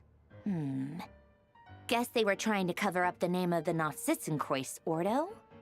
When Duke St. Germanus departed, he said, "It seems that there's no going back." Alas, he is only a genius when it comes to machines. In all other things, he is but ordinary. Excuse me? I'm sorry. That's just ridiculous. What kind of book is this? Great Detective Herlock, the Alchemist and the Clockwork Saint? Isn't this a novel? Come on. Still, the author swears that they knew Renee well. Whatever. I guess it's not beyond the realms of possibility that Renee would say nonsense like that on occasion. Memory, wishes, souls, and persona. Frankly, this sounds more like occultism, but if Albedo vouches for it, I suppose there must be some alchemical basis to these techniques. The way Alain Guillotin saw it, the world was comprised of machines. The universe needed machines, and thus his technologies were created. That's why I was born. René, his full name was René de Petrichor, if I recall correctly. Sounds like he and the town must be intricately connected. That place was also the source of most of our information regarding Remurian civilization. Seems like some of his projects were based on their technology. The cutting of souls and storing them in vessels. These seemingly unrelated techniques underpinned René's research. Assuming that the 4 orthants correspond to alchemical categories. The chemical marriage model? Alain would have scoffed at that. He never would have let those theories or parameters anywhere near his mathematical formulas.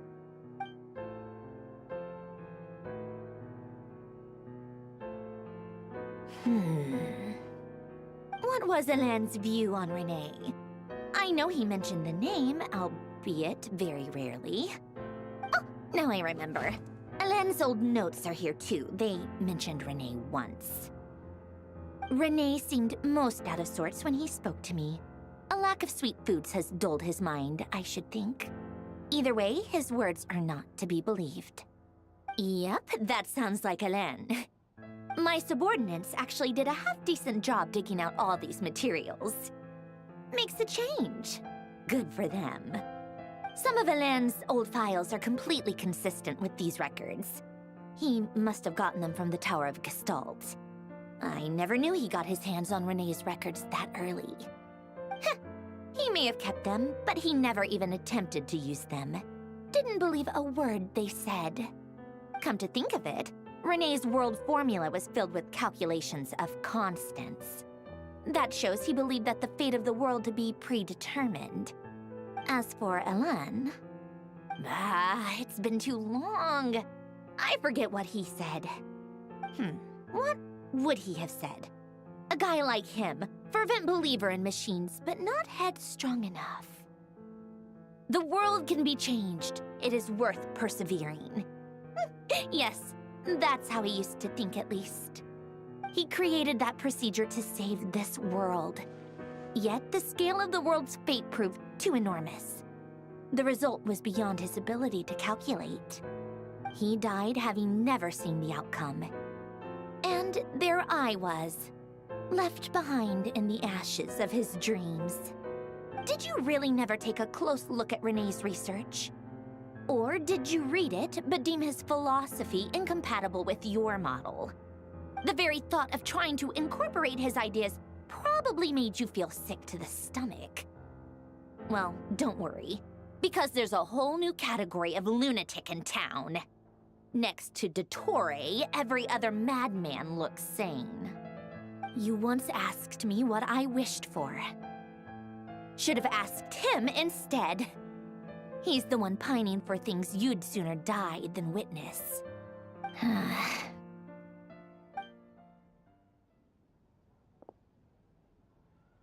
Even the tiniest variable can make big waves in the present. Now then, allow me to put these incompatible fragments together in your stead. First, establish and verify the existence of the Great Circle. Absolute nihil on one end, absolute reality on the other. Now, search between these two extremes. Then, the construction criteria. Variables. The sparks of civilization shall run out unless we consider introducing variables from outside the system. Input variables. Traverse the world, space-time, and civilization. Then extract the essential nodes from the records to determine which variables they point to. The primordial power that differentiated itself from the void. The power of light. Yes, light. Records. Hyperborea. This is horrendously complicated. After all that, I'm still missing a few variables. I need to think this through again. How do you think it looks, Polonia? Like the frenzied scrawlings of a madwoman? Fine, keep it to yourself. It's not like you can talk anyway. I'll assume you gave it a passing grade. I jest. But true madness does often start with trying to save the world. What would Arlecchino and Columbina think if they saw this incomprehensible hen scratch? They'd probably have me institutionalized. So would Rosaline. She's been dead for a while now. When I close my eyes and think back, I can still see her face. And that enormous dress she used to wear. Such a bizarre choice. What possessed her? Oh, and the clack-clack of those heels used to drive me insane. No one's asking me, obviously, but I hope you all know that I never wanted to save the world. I'm not crazy. I don't have delusional ambitions, and that's a clinical fact. The world needs a solution, but I don't need the world's validation. It's the world begging me for answers, not the other way around.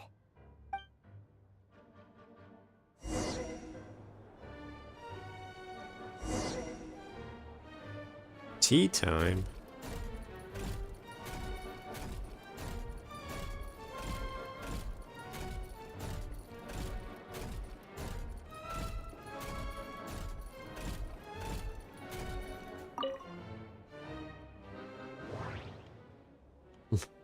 This is actually something. Take out the refreshments. Prepare tea.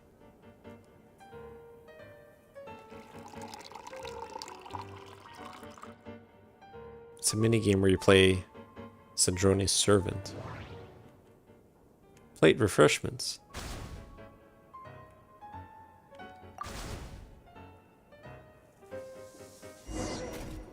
It's weird. Why fortune cookies?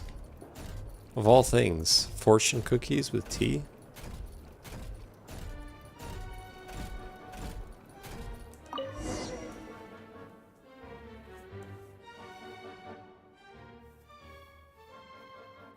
Oh, cookies to go with the tea.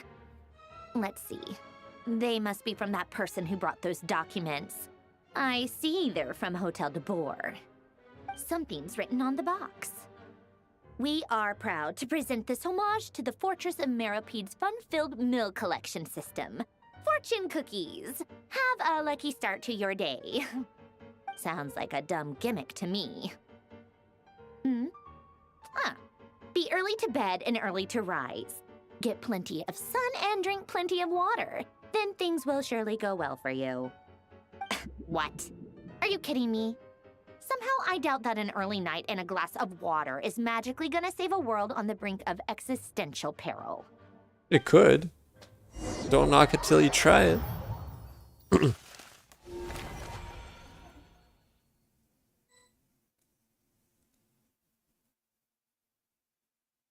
Lady Arlecchino, word has reached us that Lady Marionette's troops are all in position. They are ready to act as soon as the order is given. Excellent. The only thing is, they are fewer in number than we expected. It looks like many of them must have lost their lives at the hand of the monsters released by the Doctor. Can't be helped. Allow them to join our ranks and keep in contact. As you wish.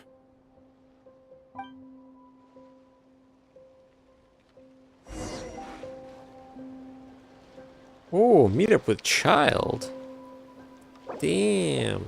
Aw, should I stop here then? Seems like this would be the right time to stop. I don't know which of the breakpoints I've got up to. Probably the 2-hour mark. What do you think, Joel? 2-hour mark? So this would be another hour? Not even halfway? Well, so maybe 2 hour?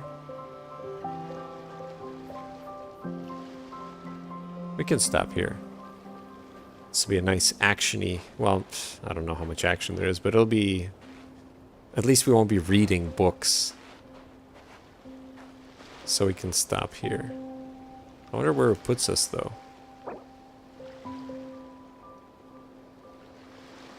Yeah.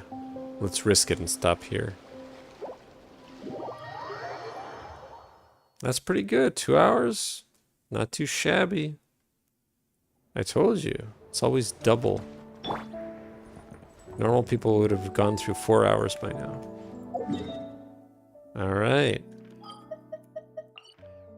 You know what time it is. It's time to gamble.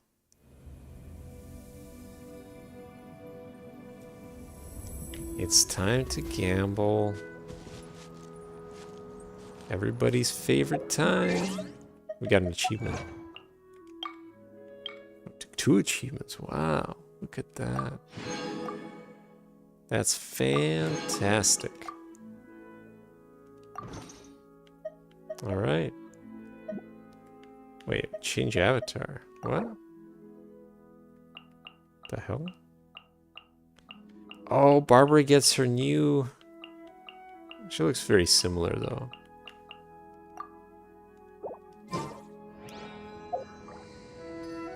Alright. Let's do it. Did we... No, we didn't get anything here. Nah. Not yet. Everybody, you know, what are we doing? We're gambling for Lohan. How did I get... Wait, do you get some star glitter? Wait, hold on a sec. How did we get 5? I had just enough for Barbara's. I had like 37. Do I get 2 for... So you get 2 back, I guess. Oh, when you get the outfit, you get 2 when you get the outfit. That's why. Makes sense. All right. So we'll be able to get another wish. Or I'll save them. I'll start saving for Noel, I guess. Let's do it.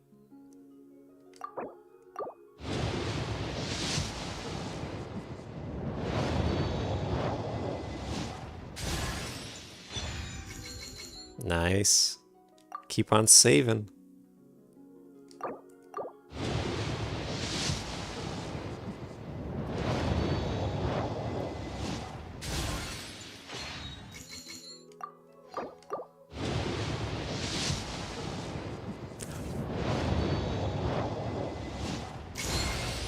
Nice to meet you. I'm Lohan, Vice Captain of the 5th Company.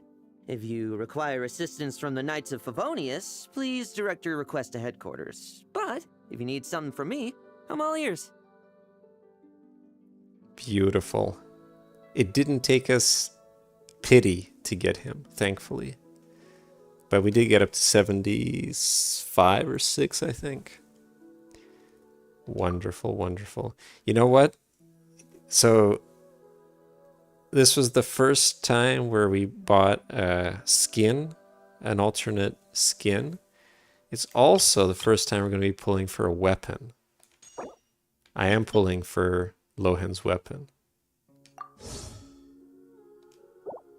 Because... What pity was that?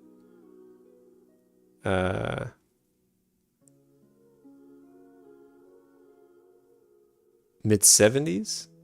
Oh, so it is... Okay. Yeah, that makes sense then. I was getting soft pity. But I didn't have to get to 80. You know how, like, with 80, it's, like, guaranteed almost? Which has happened before.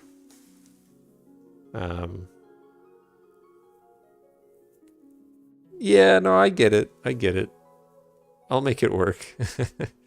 But the reason why I'm doing it on this banner is because even though I'm not pulling for Mavoika, her weapon is really good for example, Fremine. So hence, even if we, you know, even if things go awry, we'll get something decent. So let's do it. I guess we just pull. Even if I lose, I win, exactly. And honestly, one of the things I lack in right now is weapons. I have a lot of characters, and many of them don't have any weapon. They're just using some basic stuff. Not all of them benefit from 3-star weapons. So I just need more. Especially the Favonius weapons. Like the Favonius lance. I think I'd... first of all, I want to... what is it? What's the word? Not reinforce. Refine it. I want to refine it. Or at least give it to other characters. But yeah, let's do it.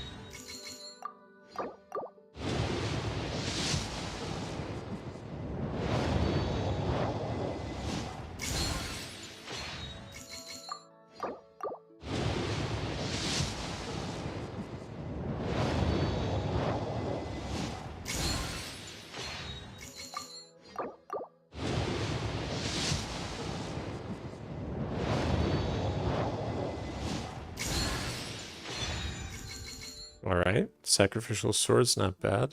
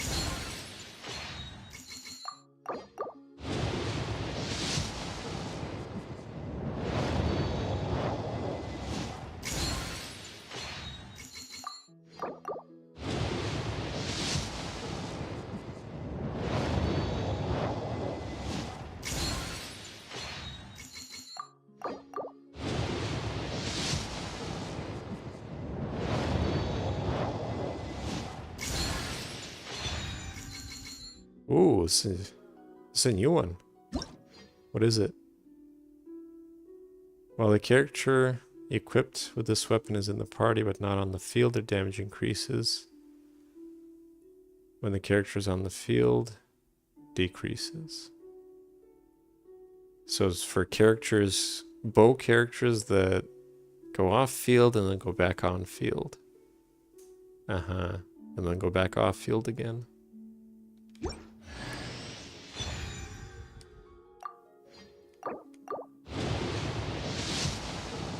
I guess that's neat, even though I don't think I've ever seen that weapon be recommended. But I'm sure it's still passable.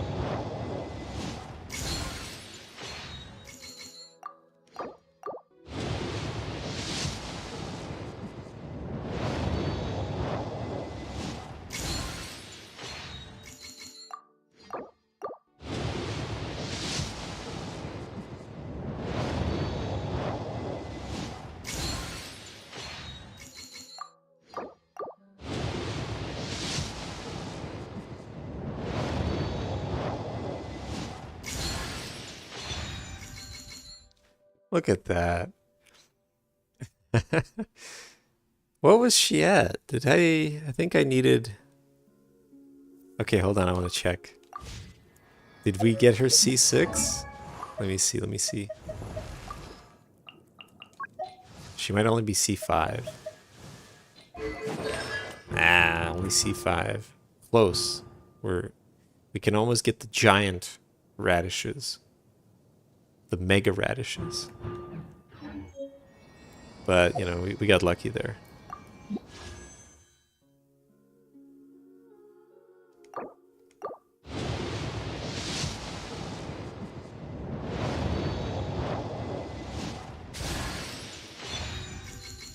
Yeah, another new one. Let's see. Wine and Song. Oh, 6-7 energy recharge. Ever changing. Hit an opponent with a normal attack decreases. Hitting an opponent with a normal attack decreases stamina consumption. Sprint or alternate sprint? What is alternate sprint? Is that like what Mona has? Using sprint or alternate sprint increases attack. Okay. I don't know. I'm sure there's a character who benefits from this. It's a pain in the ass to play, probably. Maybe... Yeah, I don't know. Can't think of one.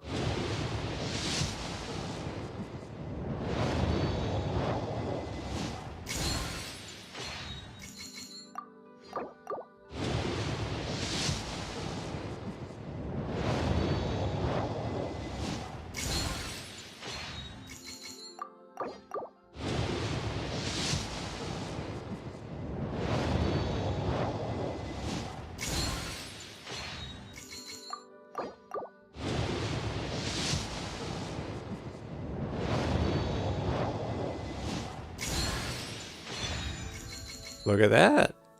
Another character. I'm getting as many characters pulling for this banner as I do pulling for the regular character banners.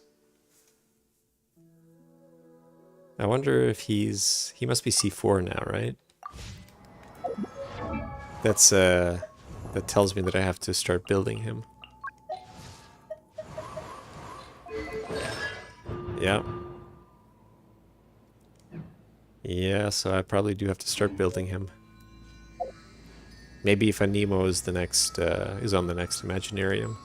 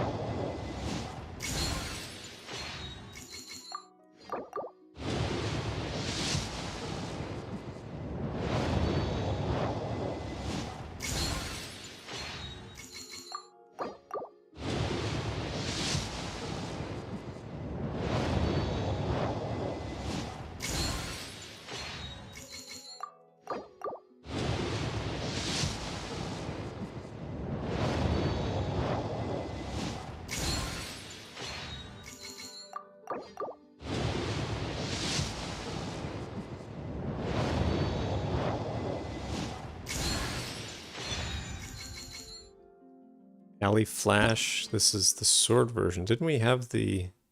Was it the bow? But this is different. The increases damage dealt by the character. Oh, I see. I'm sure this would be nice refined at 5, but at R5, but it's not that good, I guess. Although it's elemental mastery, maybe it's some character that needs that.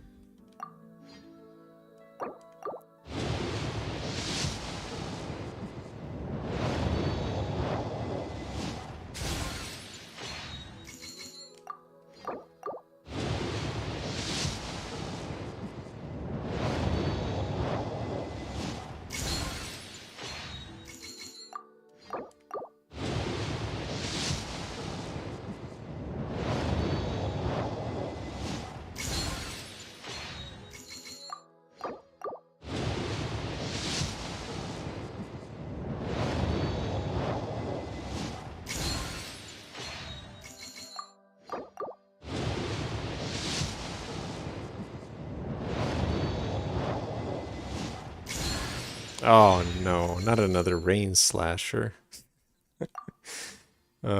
Jesus. Gotta love those rain slashers. At least I can probably R5 them by now.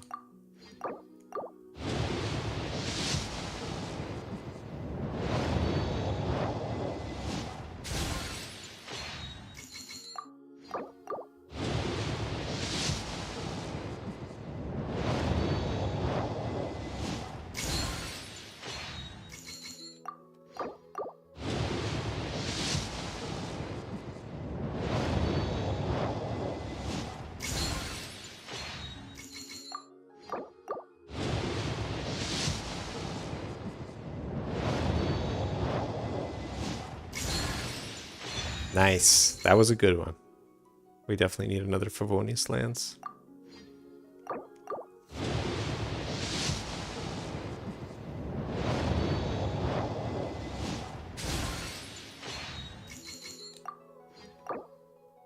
Last one, I think. Yeah.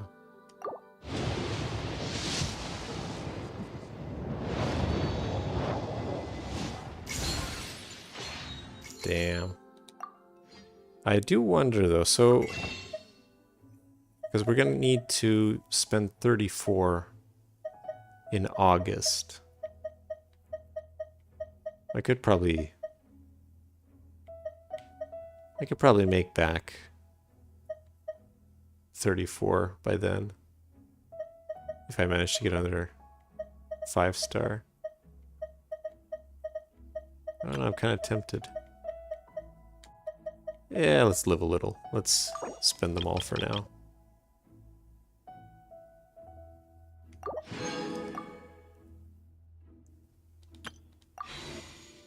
Let's do it. 5 more. What will we get?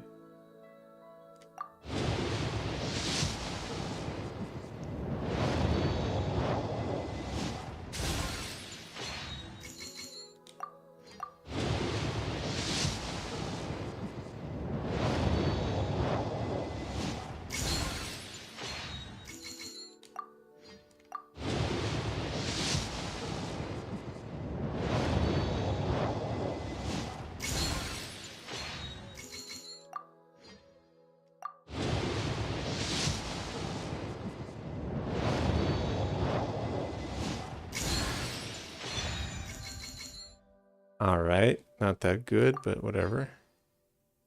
Last one. Nah, nothing. Well, we'll see what happens next week.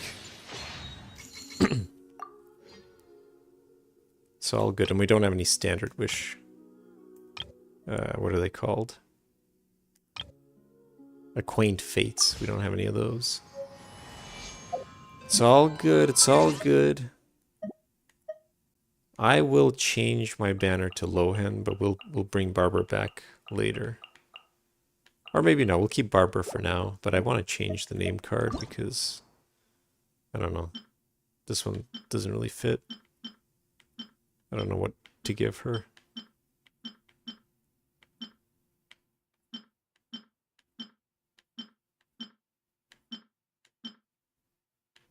Where's her official one? This one? There we go. Let's put hers for now.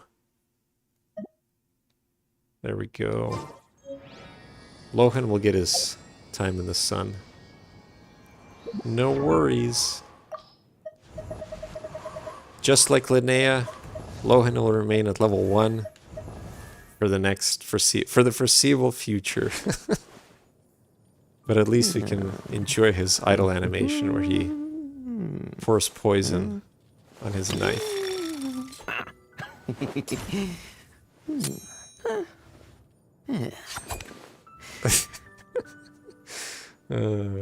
Isn't he great?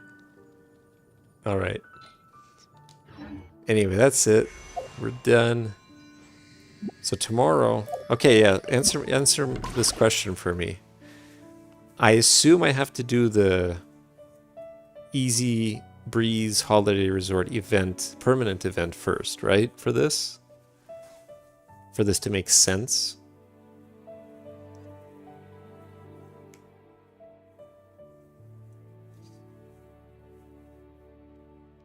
You don't think I have to, but it's on the island, isn't it? If I go to quest. If I navigate. Yeah, see, it's on that island. I think what I'm going to do... Sure, I'll play you another tune. Is I'm going to do that event... whoops. On a different day. In addition to... Yeah, so what I'll do is probably have a specific dedicated day this week to doing that quest. Maybe I'll start it tomorrow. And then I'll do this event as well. Maybe Wednesday or Thursday. But, because tomorrow is Imaginarium Theater. Since next Tuesday is the maintenance. How long is it? I guess it's here, right? Probably easier to see it here, yeah. So how, like, 2 streams worth? 1 full stream?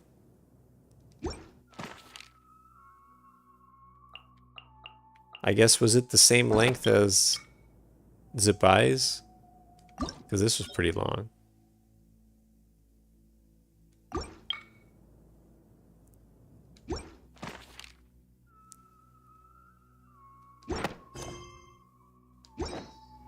I guess I could skip it. 4 hours? Yeah, okay. That is a full one. So this one then, if I just do this, how long does this take? Have you done it already?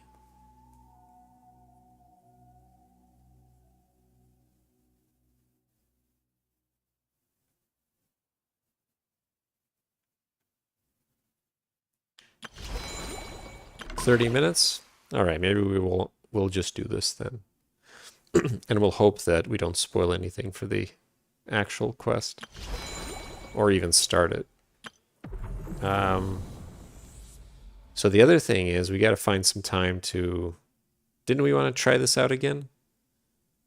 Now that my Venti has the Hex Array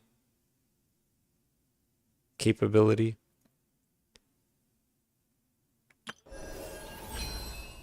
And what else did I want?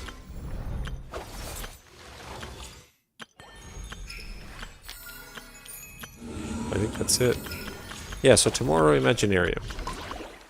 Yep, let's do that. We'll ask Mavi if she's free. We'll figure it out. Try to fit that in. But yeah, tomorrow is going to be, I guess, this, potentially. But the main deal will be the Imaginarium Theater. Good old Imaginarium Theater. Everybody's favorite. And I've been leveling up my characters. That's what I said, like I had to get the weapons leveled up. Shanling is finally usable. I finally got Shanling to have enough energy recharge to be able to actually use her without pulling my remaining hair out. Dia as well. Look at this. Look at the energy recharge on these women. 250%. Channeling. Almost 250%. They do nothing else. They just energy recharge. It's crazy. I know I'm shooting myself in the foot somehow, but like at least I get to use their bursts often, and that's all that matters. But yeah, we'll see how that goes. We'll see. That's it. Thanks for tuning in, everybody. See you tomorrow. Bye-bye. Didn't even get to use Barbara today. It's crazy. Got a new costume and everything. But anyway, bye-bye.